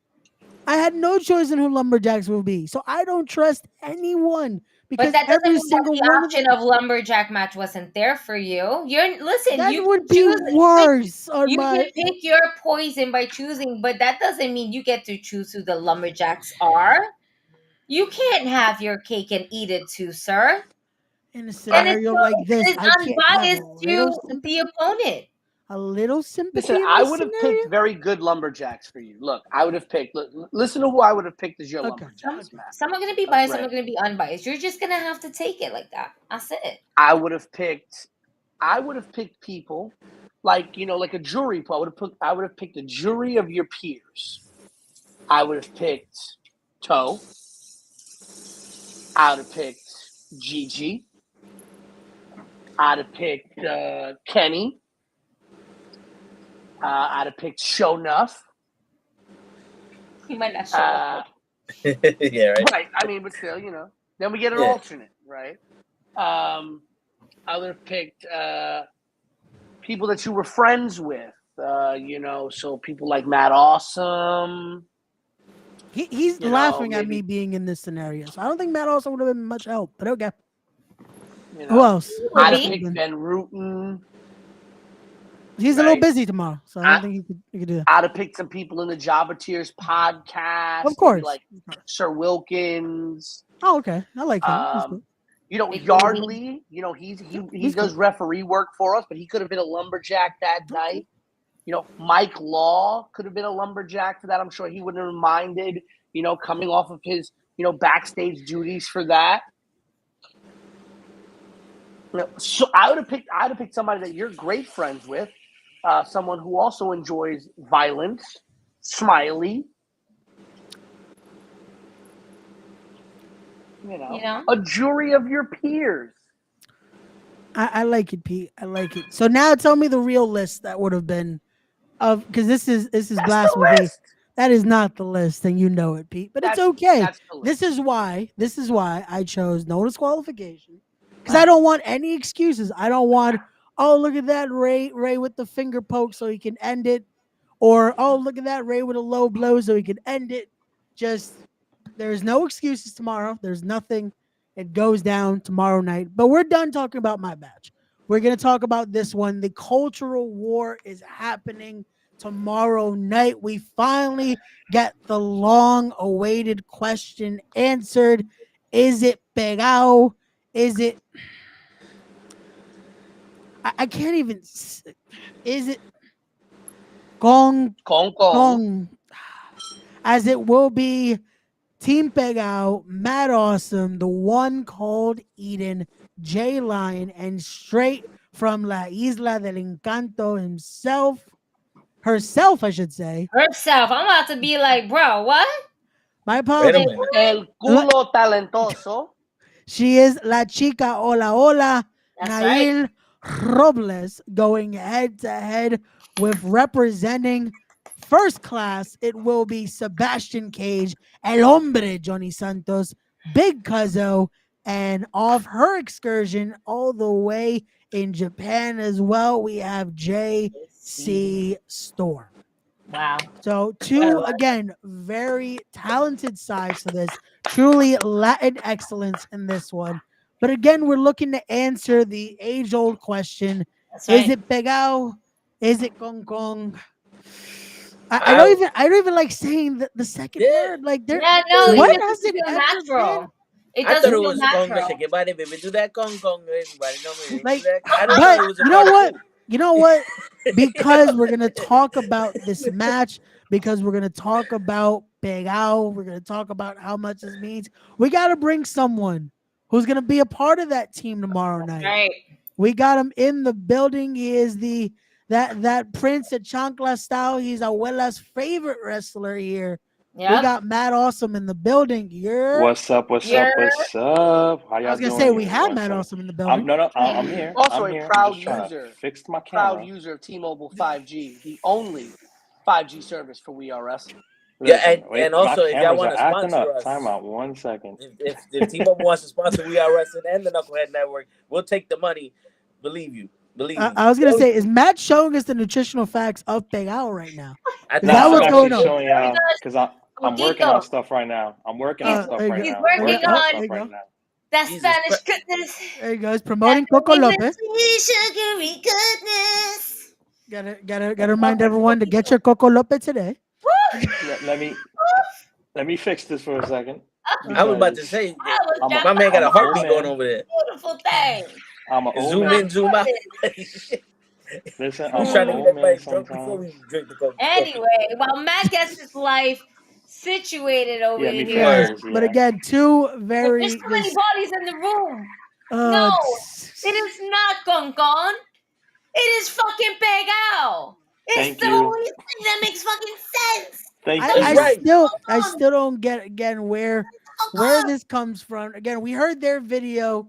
We heard them even show it, and they could not even make it make sense. Where it didn't make a con sound when they were scraping the rice and they were scraping ese pegao. I didn't hear con. No, there we go. I fixed it. There you go. We finally got Matt Awesome there. Yes, There we and go. I'm representing one of my teammates tonight, right? You know what? You see? I tried I'm rocking not. your shirt today for you, bro. I'm gonna have to get different size, man. So listen, I'm just gonna say it here. I'm gonna say it once. I'm gonna say it right now, not so loud because the family's sleeping. But it is pegao. It is nothing else. It's con qué? Yeah, it's con habichuela, con pernil. Yeah, it's with other stuff. So it's pegao. And another thing, we have the best beer. We have medallas. And it's not an empanada, it's a pastelillo. That's right. And mofongo is the best. That's it. That's it. And we You have say- salsa, and we have Mark Anthony, and we have Hector Lavoe, and we have Tito Trinidad. We have a slew of people who are also a part of Team Pegao. People that Daddy I Yankee, couldn't get a the hold namesake of the show. Exactly. Someone I couldn't get a hold of to be on our team. You know, Mr. Savio Vega, like he's busy. The true, the real Boricua. deal, by the way, the real deal. Yeah, that is the real deal right there. Listen, but no, even again, Homicide is part of Team Pegao. I've actually heard. I've heard through some sources because, as you know, Ray, Gigi, Toe, we've been very blessed and lucky enough to have talent from national televised wrestling companies on our show, and I'm always honored and blessed by their presence to be a part of We Are Wrestling. But I actually have found out through some sources backstage that there is a large contingent of Team Pegao on a certain Wednesday night explosive show.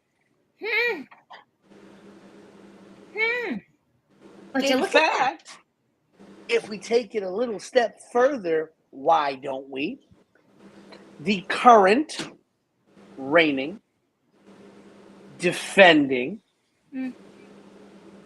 world heavyweight champion of a nationally televised wrestling product is Team Pegao. Exactly. Exactly. Exactly.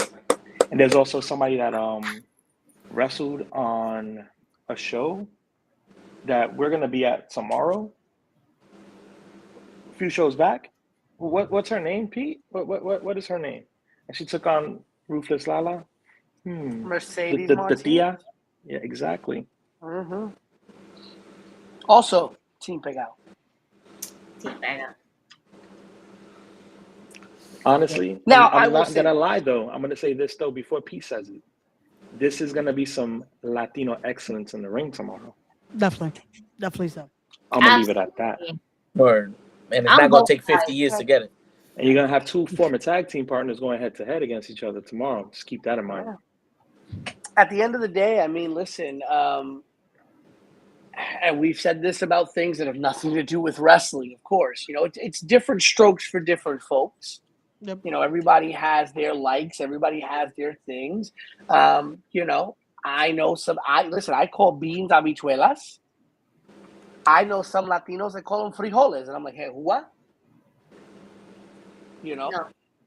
But to each their own, and tomorrow night we settle the score. Listen, I've already said, I was raised in a home con pegao. Mm-hmm. In my home, es pegao. Mm-hmm. And my children and my children's children will know it as pegao. Mm-hmm. But I also grew up in the South Bronx, which also had a very large and illustrious Dominican community. See. I went to middle school and high school, especially high school, with a very large Dominican student population. And before I met the beautiful woman that is currently right now cooking an incredible smelling dinner in my kitchen, okay, before I met her and before I settled down as a betrothed man, I have dated both Dominican women and Puerto Rican women in my past. So I cannot sit here and be biased, right? I understand where each one stands. And I understand the cultural significance for each one. While I may have a personal preference, I'm not the person in the ring. And whether it's Team Pegao or Team Con Con that wins this match tomorrow night, I will accept the verdict of that match. I may not like it if one team wins, but I will have to accept it. Word. Again, Ray, that's that training of a professional broadcaster, by the way. No. You can no longer say that because after the Anthony Gamble segment, yeah. Your professionality is a little. It's being questioned just a little bit. I'm gonna show training of a professional Look at that! I found the lighter. Team Pegao's winning this fucking match. Yeah. Thank you. It don't matter who gets the pin or nothing. It's Pegao. Okay. But Matt, what were you gonna say? What's? So are you gonna get in the ring if Pegao's on the verge of losing? Well, I might have to. Oh, word! I'm team un cocotazo. 11-11. Would you look at that? 11-11. You know what they say? That's an angel number. That's an angel number. We're wishing on that, but I got you. 11-11. Ray. What's going on, Matt? I'm done. Picasso. I'm gonna definitely put Picasso in there. Everybody else, you know, they're gonna remember you as listen. Picasso remembers you. But here's the thing. Ready? So we got Sebastian Cage and oh my God, Eddie Santos. My former tag team partner. Right. Johnny Santos. Listen, I'm gonna say Johnny Santos. Johnny Santos. Thank you. And here's the thing: they only remember you as the guy who had the Bulgari, right? Yeah. Right. So when you go in there, they're gonna look at you trying to figure out where the Bulgari, and when they realize that you ain't gonna have none, you better not have that. You shouldn't get in the ring, bruh. You better not have that. Nah. First off, I'm the one that showed Rembrandt how to get away from those throws that Picasso was doing on him in that match. So I already got the leg up for. I don't think you were supporting that. But you go. I go also ahead. don't think it worked out. Go ahead. I remember my conversation with Rembrandt, but it's all right. And the Brugal ain't a part of no Kong Kong and fucking Pegao and shit. You know what I'm saying? and Biga sound like Pegao. So even if I had it, they can't get none because it's not con crowd or none of that shit. You know what I'm saying? Yeah, I don't have the sound effect. So Matt, what were you gonna tell me? I'm not trying to make fun of you right now, Ray. All I'm gonna tell you is, good luck tomorrow. Good luck. I got your back. I got your back. Far back. Back of the locker room. Listen, watching he on the got your monitor, back. cheering you on. The thing is that he has to be by the merch table just in case somebody wants to get some delicious coquito to celebrate. When Can I at least get a bottle, like just to take it? I'll make sure it has a good enough What we'll do straw for so you you can drink is it. that we'll ask thank the guys from the EMS if they can just put it in an IV bag for you, which just go straight to your vein. What he meant to say was, in the back, he got your back. He gonna keep your bags together so that way he'll bring them to you. Oh yeah. Also, like So was saying a little while ago, lo que pasó, pasó means like and subscribe. That's right. To the Nukkle HeDDs podcast. That's right. And we want to thank Pete again for naming his event. That it sounds better in Spanish. That's why he did it. Saying. But no, again, guys, I can't wait. I want to leave y'all with this. Team Pegao is gonna kill it tomorrow because we have a true Rican coming to wreak havoc in the ring. We have Eden, who's gonna wreak havoc on everybody. And if you guys didn't see a few weeks ago, me and Lion tested our little tag team work at Loud East Wrestling, which thank you, Ray, for calling that match. So we're gonna bring the heat. Hopefully, Johnny's seen my tag moves. Johnny knows me like I know him. And Cuzzo knows me like I know him because we've all teamed before. The only person I don't know in the ring like that is Sebastian, which is the first time ever in We Are Wrestling, me and Sebastian Cage possibly going to touch. And JC doesn't know how I move either. Listen, tomorrow, suplexes, chops, hands, Pegao is E for everyone. So if anybody gets my way from Team Kong Kong, they may have to get a cocotazo or chancletazo. It just depends on what's in my hand at the moment. That's it. Now, as for future, I have unfinished business with people. And the business will be finished later. But tomorrow is more important because I got a cultural war to take care of. I'm just saying that here, live.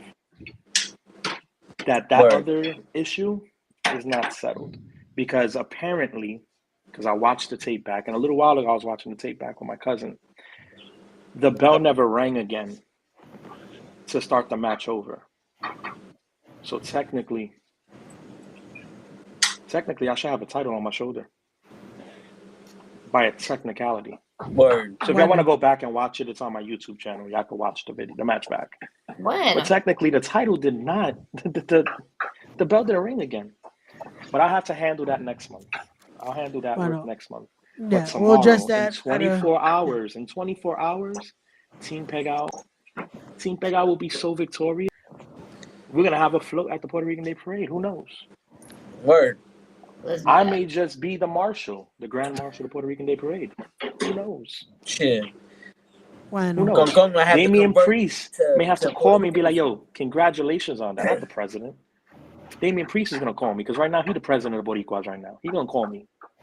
Maybe like, yo, saludos. Let's drink some. Oh, why you got a Dominican flag behind you, bro? Wow. He's got Matt, on that note, the only one in here that's here for Team Peg. Show, if you show up tomorrow, I'm hitting you with a chancla. Just saying. My apologies, bro. We're going to need 3 ambulances now, Pete. Yeah, he's going to need one. Matt, we thank you so much for joining us here, brother. No problem. Let me get back to this coquito right now. Word. Again, just give me some coquitos, B. Don't be like let me get a special bottle, bro. I don't know. I got you. Let me get a special bottle, bro. The race special with the long straw. It's gonna have a soupy thing. Long straw. Whoa. Pause. No Diddy. Thank you. No Diddy on the long straw. I got some of those. You want some? I got you. definitely got them. Oh man, but no, again, it's gonna be a great match. Latin Wait, is excellence Ray a in that member of the one. Golden Showers? I am not. Before we continue here, because we still have one more match to discuss. P, if I survive, if somehow this Dan Moff scenario and all that, Pete, who's calling this cultural war tomorrow? I'm asking you live on there. Well, I can tell you for a fact that Alphonse Stevens and Sam Laterna will be on the call. You know, more than likely I will also be on the call. So there's that. That is your trio right there, unless something changes. So what happens if Ray wins tomorrow night? Ooh, is it for the title? No, there's no title. According to the show, everybody got a championship. Everybody got a championship. That's true. Yeah. I'm now in a title match for some reason. I'm now. If Ray were to, first off, if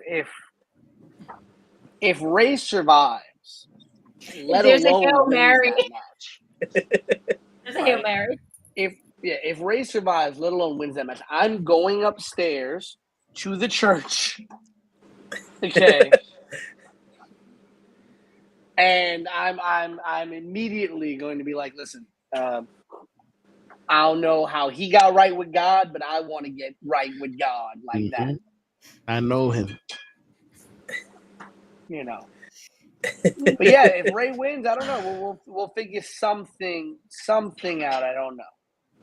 Well then, we'll work on that. But we have left one final match that we have to discuss, and that is for the We Are Wrestling Grand Championship here. It will be defending champion. He is the ugly duckling himself, Rob Killjoy, defending against the closer himself, Jarrett Diaz. And this should have been a triple threat match, but it's okay. We have a singles contest here for the Grand Championship. Tell us your thoughts on this one, because I know you are such a fan of the challenger here. Yeah, you know something. The last We Are Wrestling show when he got the number one contendership, I went up to myself. I congratulated him because I'm a man. You know what I'm saying? And I treat men like men. You know what I'm saying? There's no hard. You're keeping it feelings. professional. I told him, yeah, I'm a professional. Right? You're professional. broadcaster. Yeah, you know what I'm saying? And I went up to him and I said, yo, listen, you want to end this beef with you stealing my birthday? You bring that title back to the Bronx. You bring that title to the Bronx. The beef between Toe and Jared Diaz is done with. So that's on him now. If he truly wants to squash the beef between the toe tags and Jared Diaz and our birthdays and him stealing my birthday, he got to win this title. No pressure. That's your choice. But this is for the Gipper and it's for the toaster. When? The kitchen thing. I don't know if that sounded right. No, it never does. The toaster? He gonna make a lot of. It wasn't even me that said nah. It was this show that said nah. I'm leaving here your son. Shit. Oh man, I like it. Quick question, Ray. So hold on, show. Go ahead, So if my he loses, I'm gonna take that shit personally. got you. Go ahead, show. No, it was a quick question for Ray because he said he wished this match was a triple threat. You wanted to be in this match too? No. So you've been missing the inner workings of this all. I've been trying to get Dan Moff a title match because the agreement between me and Dan Moff was if somehow I can get him involved in that title match, I would not have to wrestle him tomorrow. But what was your real negotiations and all of this? Like, how I can tried. you I talked to Mike Law. I tried to speak to this man. So you just decided to go out on a whim here without even like really getting those connections first. Like you didn't. I thought I had. Let me understand this. No, I need to understand this seriously, Raymond. Okay, I need to understand this. You are telling me that instead of the fact that your bridges were already built, you're still building them along the way to get here, so you wouldn't have to build your little bridge and promise someone a man and then such a beast of Dan Moff at all people. Damn, nigga. And I'm gonna get you this, but your bridge wasn't completely built. It was just halfway there, you know, and I would have guessed that if you would be promising, if I'm in that person's shoes and you're promising me that you're gonna get me a title match, and then you don't deliver because for whatever reason, I mean, because we're not there yet, the bridge wasn't built yet. That out, you know, that people gonna decide to come for you because How upset is he gonna be? he sounds very upsetting. Because I don't think when you promise something to somebody and they don't pull through, then there's gonna be problems. You know, now what you could do, Ray, give your dog to Kenny and have Kenny give you one of his belts and be like, I never said it was the We Are Wrestling Championship. No, I clarified what championship it would. See, that's what you fucked up. Because again, I thought I had better title. You're the Intercontinental Champion in my eyes. Here you go. I thought I had better relationships with the colossal Mike Law. But as a professional bullshit artist, Ray, you got to learn how to finagle the bagel. I can take care of the dog. Riley can take care of the dog. She already knows you're gonna die. It's okay. Pete won't even pick up my phone calls anymore because I was trying to have a conversation. Because you were dipping and diving. You can't escape from this, Pete, man. I got one question. Show has been dying to take Ray's place in this match. Would you allow Show to take Ray's place? No. No, thank you. Thank you, Pete. Come on, he'll be there early. He'll help sweep the ring. Show's willing to pay his dues. And there's multiple reasons why. Pete, I'm always late. There's multiple reasons why. One. Oh man, that was amazing. Go ahead, tell us why, Pete. One, as Gigi said, Ray's put his foot in his mouth one too many times, and is over here trying to Lego build something. He promised, I'm gonna Lego build you this, and don't even have the Legos to build it. He's hoping he's gonna get the Legos. That's like somebody trying to resell Jordans on eBay before they even won the bid on Snipes. Like, how you gonna sell something you don't have yet, right? Easy scheme. Secondly,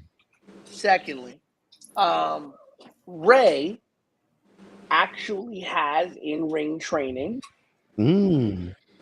Unlike Show has not been in a ring. Show is not trained to be a professional wrestler. Ray has, regardless of what he would like to lead people to believe.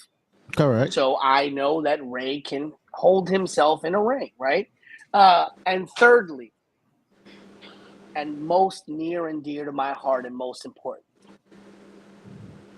hasn't this world done enough to our men of color, making them have to take on the brunt of the punishment that other people deserve? I am not going to be kin to making Show, a poor, innocent black man in America, have to once again pay the price for what a loudmouth, melanin deficient person did. But in Show's defense, in this man's defense, one, he don't even buy his kids Legos. Wait a minute. He don't got the he Legos spent either. a lot of money on the ring that he got his wife. That's more important. And three, he ain't black. He's Dominican. Facts. What? As to the flag that he showed earlier. When we That were flag talking about just Big go Al. up. He's gong and he needs to be gong off the side of his head. Facts. What the hell is Big Al? Let Matt deal with him. Oh man. I'm just saying, yo, listen. Show off air has been talking a lot of shit about Moff, and he told wait a Ray, minute. I'll step in for you whenever, wherever. I'm just saying. Never. Come on, Pete. It don't need to happen, Pete. Like, it does not need to be me versus Moff. And also, I did remember this one last thing. There's another reason why I can't do it. Because I personally, and this is a selfish reason, I don't want to have to deal with Lala coming after my ass. Okay. I need to save myself, and if I take Ray out this match, Lala gonna come after me, and I kind of like living. I hear you. Yeah, it's a good thing to do. Yeah, it's a good thing to do. That's how you, I have plans for the future. Yeah, no, I hear you. You should. That's a good plan to keep living. You just looked at some food, didn't you? I did. That's the face of a man that's looked at some food, and if you want to go eat, you can. Yeah, I did. Long enough. You already mentioned how it smells. I can smell it from here, and we on the other side of the borough. You know what I'm saying? This is the only woman I know in my entire life, in my entire 37 years of existence, that makes me actually excited to eat broccoli. Hey, shit. Now that's a talent. That's a talent. Shit. Well then, Pete, we them thank baby you. Trees. You definitely go do what you need to. Again, it's going to be a busy day tomorrow. Again, you sure you don't want a last minute card subject to change this right now before you go? Come on. No, Ray. No, I will say a couple of things before I go, though, while we won't be card subject to change. I do want to say, and I'm going to shout them out. I don't know who they are, but I want to no, let's go full screen on this. Everybody in here. Everybody in on this. There's a celebration. There's a celebration on this. I want to give a big shout out to Elmer Z. I don't know who this person is, but this person, and I'm going to announce it right here at 11:29 p.m. on the Nukkle HeDDs podcast. Thanks to Elmer Z for the first time in the young life of We Are Wrestling. Elmer Z is number 100, the 100th pre-sale leading into our upcoming show. We have always done pretty well with our pre-sales, but for the first time ever, I'm proud to say we have broke triple digits on pre-sales, and that's saying a lot. And for me, it means a lot because, as I said earlier, when I posted up the sponsorship graphics, the Nukkle HeDDs, both as a network and individually, GG for the win, the Call Up podcast, Wrestling with Nukkle HeDDs, even individually as shows. Y'all are members of our sponsor family, right? Y'all have been there for us. Y'all have been part of what we've done. Y'all have sponsored matches and talent throughout the time of We Are Wrestling. And it's because of connections and relationships and sponsors that we have, friendships that we have. We don't consider our sponsors to just be people that come in and say, hey, we want to give you money to do this. That's not how we look at our sponsors. We look at our sponsors as true partners, as true friends, as true parts of our company. We call it a sponsor family for a reason. And it is also because of our fans. And it's because of them and because of our sponsors and because of everybody that helps give We Are Wrestling a platform, including the Wrestling with Nukkle HeDDs podcast that continuously puts us on and continuously is about seeing everybody win the same way you've done with Battle Club Pro, the same way you've done with all these other promotions that you've worked with. It's because of you that we're able to grow the way that we've grown, right? This is our 8th show. Let's just be real about this. This is 8 shows in. And there were many times after certain shows where I thought, well, maybe this is the last one. In fact, the first one was supposed to be a one and done. And then we came back into the second one and the third one. And, we made that tough choice of bringing it to the Bronx, which I wanted to do, but was tough because, just truth be told, let's pull the curtain back a little bit. It is a lot more expensive to run a wrestling show in New York City than it is to run it in places like New Jersey or states outside of New York. Just because of the red tape and the bureaucracy that surrounds professional wrestling in New York City and New York State. And so for us to be able to make that choice of coming to the Bronx and then building once again from scratch with Welcome to the Bronx all the way back in 2022, and now here we are in 2024. And you know, we don't have the luxury of running every month or every other month. You know, I try my best for it to be every third month, but many times it's, you know, 4 months at a time. You know, we're lucky if we're able to do 3 shows a year. The goal is always 4 shows a year. And for us to be at this place where I can look at what we're doing and know, hey, we've got 100 people walking in that door before those doors even open, not counting how many people are going to come in and enjoy a night of We Are Wrestling. It's absolutely incredible. I am going to find Elmer Z tomorrow at that show and give them a huge thank you for being the first of what I hope is many number 100s for our shows moving forward. And you know, it's a big weekend, right? We are wrestling tomorrow night. I personally will be in Massachusetts on Saturday for an incredible promotion called Dai Kaiju Pro, calling commentary up there. My first time calling commentary in Massachusetts. My first time calling commentary at the legendary White Eagle, where you can see Wrestling Open, Beyond Wrestling, all those great companies.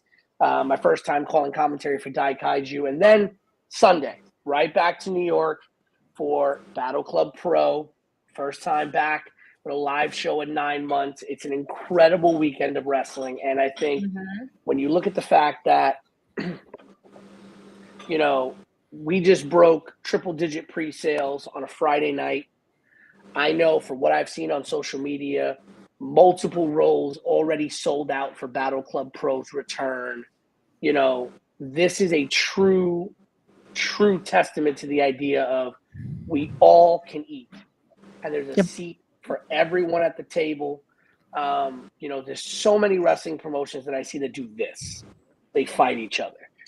They fight each other over talent. They fight each other over matches. They fight each other over ideas. They fight each other over dates. And it's like, come on. Like, there's more than enough out here for us to all be successful, right? Same way with the podcasting space, right? Like, you know, you guys are running 5-6 days a week, you know, unless there's a Sunday show that I forgot about, Church with Toe. I don't know. There might be. Well, depending on we might for the asses. Stay tuned. Not a bad idea. But you're running 6 days a week, sometimes twice a day when Ray is doing Respect the Craft interviews. And it's like, you know, there's all these other podcasts that run, but there's space for all of us to exist. There's space for all of us to be successful.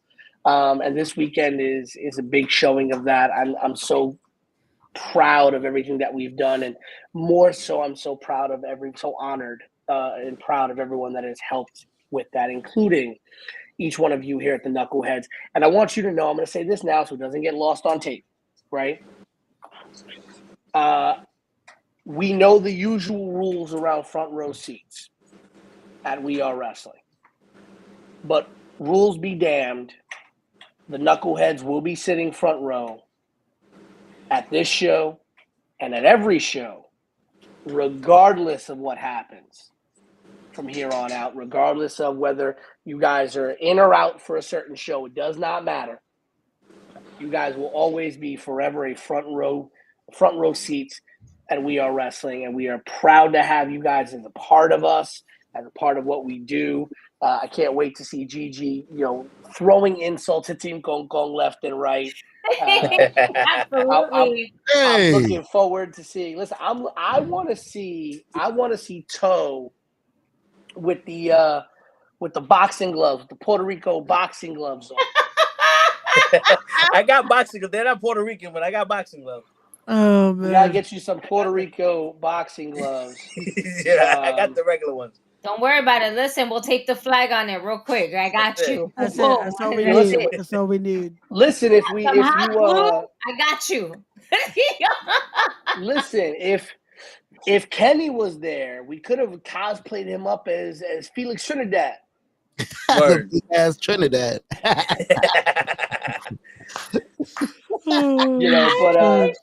But listen, tomorrow night it's gonna be one hell of a show. We might just set a cultural riot off in the Bronx with Big Al versus Gong Gong. I'm very scared. I'm very scared no matter what side wins. I'm scared if Big Al wins, what Gong Gong might do. I'm scared if Gong Gong wins, what the Puerto Ricans in attendance are gonna do. That's it. This may be the first show we have metal detectors at the door. And that's including for the locker room. That's including for the locker room. That's including for the locker room, yeah. You got to check underneath the tongue for all the Puerto Ricans. Wow. Exactly. And again, I want to give a big shout out to, just on tape, everybody that we posted about it earlier. But big shout outs to GW Gentlemen, as always, coming through. They will be having your libations on flow at the GW Gentlemen table. Big shout out and thanks to Smacks NYC, who once again have all the extra special goodies for you, as always. I love Smacks. ERJ yourself once again will have all of his pins and goodies there as well. Big thanks to Patrick Nelson, first time ever.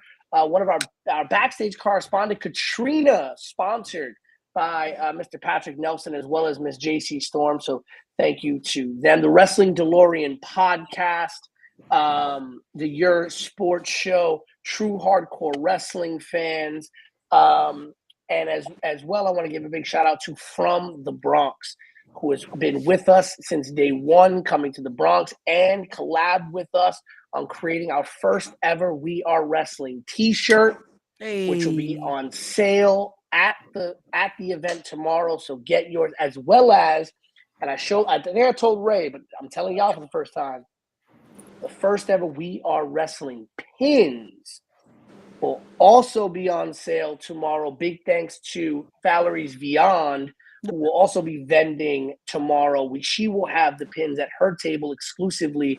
You'll have your regular red and blue with the W's in blue and the A in red, as well as with the W's in red and the A in blue. And then there will also be an exclusive mirror version, a glass version of the pin. Really nice, really shiny. Can't wait for everybody to see that tomorrow night. And before I go, we're gonna talk more about this tomorrow as well. There'll be a beautiful tribute tomorrow as well. But I just want to take a moment to just send all my love out to the friends and family of Trey. I will be very honest. The beginnings of We Are Wrestling came from We Love Wrestling. Because I remember when we used to do some spaces and do some stuff around wrestling, and that theme song that he had stuck in my head. Mm-hmm. And for me, when I was coming up with the name, I wanted something that would go with that. And We Are Wrestling came from what he had with We Love Wrestling. I remember talking with him about We Are Wrestling when it was still in its infancy, and to tragically lose such a great member of our community and a great member of this space is heartbreaking. While him and I may not have been close personal friends, I know many people who are close personal friends with him. And I know they're going through it right now, and the wrestling world as a whole is going through it. And I know Battle Club Pro has something very special planned for him on Sunday, which is going to be absolutely beautiful. I'm going to tell everyone live right now, there will be, to open the live show, not a pre-show before the cameras go live, but live on the air when we open the show on Title Match. We will be opening with a salute to him and to We Love Wrestling live on the air. That is how we will start the show, because everybody deserves to honor that man and what he did for this business and for this space, and for what he did in really putting everybody on. So, I wish he could have come to a We Are Wrestling show at some point and we'd been able to chop it up even more. But I just wish the best for his family, his friends, and especially his son, who I know is definitely needs all the support and love he can get right now. Absolutely. I mean, just to kind of piggyback off of that, I remember just starting off before even being with the Knuckleheads, just being Gigi for the win, and things were just kind of kicking off for me. And he was like, "Oh my God, you're fucking amazing. I need to go ahead and show the world that there's more women wrestling fans that actually know something." And he got me on with my girl Squishy Top, which she is an absolute amazing soul. Squishy Maddie, I love you. And we were just all kicking it on the podcast because it was just so dope. And you're absolutely right, where his whole thing was we love wrestling, because if I love wrestling and you love wrestling, then we love wrestling. Yeah. And that just, it captured me as well. I was like, yo, this is dope. Because if we love wrestling, then we can go for the win. And that's what we gonna do. And he was like, I still have a clip of me, like, he was like, yo, you cut your own promo, go ahead, do your thing, girl. And it was just such a dope moment. And it was just an amazing soul to know. And the work that he put in to the wrestling community with independent wrestlers that have been on AEW, have been on WWE, have been on TNA. Like, it's an amazing thing to see when there's someone of color, of culture, of everything, to be able to go this far and to be cut so short in life with everything. It's so sad. But what he put out there will always have an impact on this wrestling community, and that is a beautiful thing. Yeah. And I knew him back when it was still kind of something that was going on. I participated in a lot of, I don't know if you remember these, Gigi, he used to do a lot of these contests, these theme song contests. Mm-hmm. Yeah. These theme song battles. And I remember I took part in the Ring of Honor theme song battle, which was really, really fun and really cool. Just kind of having him there and kind of him coordinate these spaces and doing these really fun things, and then kind of taking off with We Love Wrestling and really putting a spotlight on women of color, on women, especially women of color. Then, putting a spotlight on wrestling as a whole, while he did put a spotlight on wrestling, let's not get it twisted. Like, we are not going to forget what he did for the women in our community, for the women of color in our community, and the way that he just was so driven to make sure that they were put on and they were given the platform that they deserved. And I know there's a lot of wrestlers in our industry right now that are just broken over this, because he was in Philly, and a lot of people saw him in Philly. I know there's a couple of people. I think Swole said it the last time she saw him was at the Big E brunch. And there are people that it was photos of that. I remember that on Instagram. Yeah, interacted with him literally days ago. And as you all know, this company is dedicated to my mother, who was not physically there to see our first show. 9 days prior to our first event, tragically taken from this life. And, so when we think about just that, we don't think about the moments that we have. And we don't think about how fleeting these moments can be. We don't think about the fact that, we all going to go to sleep tonight and by the grace of God, get up in the morning, but there's going to be someone that someone knows, that we know, that we may not know them, but we know someone that knows them that don't make it to the morning. Just loving those moments and cherishing those moments with people. I know a lot of people who'd be like, oh my God, I texted Toad when Toad sent me the link. I was like, Toad, what time do you want me to jump on? And he's like, you jump on now. We want you on for the whole show. And I know a lot of people would have been like, oh my God, 3 hours. Like, yo, I cherish every moment I get to spend with y'all on this podcast. I cherish every fan that walks in that door and I get to spend time with them and, all that stuff. We got to cherish those little moments in life, because we don't know when the next little moment comes, and we don't know. And my dog saying hello to everybody. it's to I can't begin to imagine what Terry's son is going through. You know, especially like losing your father as a young man. You know, so just tomorrow, like I said, we will be opening the show with a salute to Terry, a tempo salute to him, in a moment of silence. And tomorrow we're gonna do what Terry loved best, because as Terry would say it, I love wrestling. I know that each and every one of you love wrestling. So tomorrow, together, we are going to love wrestling, and we're gonna do it. We're gonna do it up as we know, the best way we know how. So there's that, and and also Ray, when you get up there tomorrow night, let him know that we did that if you can, please. Yeah. Yeah, when you get to heaven tomorrow night, I think you'll get to heaven. I honestly think you've lived a good life.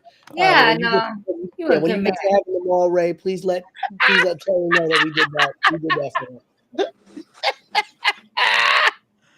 Like it was such a nice moment. Like I thought, like not even off that moment alone, you can't even reconsider a little bit. Like again, car subject change is on the poster. Like I don't think they would mind. Like I tried to convince him to put Cho in your like position. come on, man. Like Dan Moff can wrestle anyone else. I feel like son. make it a 3-way dog collar match. I feel like that would be even better. Like start getting yourself out I of don't this. have a third. Do you know what dog collar that can fit around Moff's neck? That's a lot. That's big. We'll get a big chance. I don't know, man. Just bro. You're gonna need one of those weight belts to put around his neck. Listen, you got candles in your house, right? You ain't got no angel candles? I got a whole bunch of them if you need them. You know, you just gotta light one up and pray. That's it. Just pray. Word. Pray Praise hard. Pray hard. Pete, we get there. We Praise thank you. You're actually gonna be in the church, so praying in the church. It might help you. It might help you, but it might not. But it might. Who knows? I don't know at this point. But Pete, we thank you so much for joining us so here. much, Pete. We will see you tomorrow. I will see you. I guess I'll see you at call time because we'll see you in the ring. Gigi, don't forget the Swedish fish. I'm not gonna have the little one on me. It's not my night. You messing it up. I can still bring the Swedish fish, though. We got 2 bags. I'll bring the Swedish fish. Yeah, we gotta bring the Swedish fish. Come on, man. Pete. You know what? I'll do it for her. Word. And thanks for saying that. No matter what, we got a front row seat at your show, and no matter what, you got an open invitation on our show. Listen, always. Listen, We Are Wrestling would not be the same without my front row knuckleheads. You always here for that. Wait, Cecil, I gotta be with them. I gotta be with them in the front row. No, you're gonna be very close to the front row. I mean, listen, think about it. You could sit with us if you want to. However, if you get blindsided because you're too busy looking this way and not this way, it's not our fault. You got better seats than us, right? Facts. What's so damn mouth to send you to throw you to the front row? Back. Out in the front, you just leaving yourself out there like, oh, I just have a big ass target on my head. Definitely not gonna catch this redhead. Matter of fact, they won't because my hair's gonna be down long. It might be curly. It might, I'm not extra cute tomorrow, so that way no one confuses me for your red hair. You know what? I'm gonna be safe. I'm gonna put toe in the middle of us because I'm not trying to catch that heat. I'm not. For you, absolutely not. No. I love you though. I will make sure to take care of your dog. I will make sure that Riley and I will give it a special home here in the Bronx where you died. So it makes sense, right? It makes sense. I love how Luna is gonna be well taken care of no matter what happens tomorrow. But it's like, she didn't know her. Nobody. Say hello to Michael Jackson for me. We do need the dog, right? We do need on that note, because I don't think we top this. I think that's it. We see you guys tomorrow. It will be once again We Are Wrestling presents Lo Que Paso live from St. Helena's Church in the Bronx, New York. Again, if you can't get your tickets and can't be there in person, make sure you watch it live on Title Match Wrestling Network a stacked card top to bottom, what we talked about all in this episode right here. That dog collar match featuring Anthony Gamble versus Lucas Chase, Team Pegao versus Team Kong Kong in that cultural war, myself versus Dan Moff, Grand Championship match between Rob Killjoy and Jared Diaz. For the BST Territory Championship, it will be Darius Carter versus Dan the Man. Tag team tournament action between Prolific versus the Audacity, Brick City versus the Rep, Riz and Nasty versus Time Bomb, and whatever they're called now versus the Golden Glovers. Stuff and Pain. Wow, Survival of the Thickest versus the I don't know what Golden name Glovers. they're agreeing on now, That's the name that's on the poster. Therefore, that's how you read it. But we just saw in the comments earlier. And on that note, everybody. And for the people who have the benefit of not knowing Spanish, lo que paso means like, subscribe, and share and follow the Knucklehead Network. Pete, if you want to tell them what it really means, you can go ahead and do that. Listen, it's the Wrestling with Knuckleheads podcast. And whatever happens, happens. There you go. And on that note, ladies and gentlemen, it is your friendly neighborhood Knuckleheads, and we are wrestling. Calling it a day. Peace, everybody.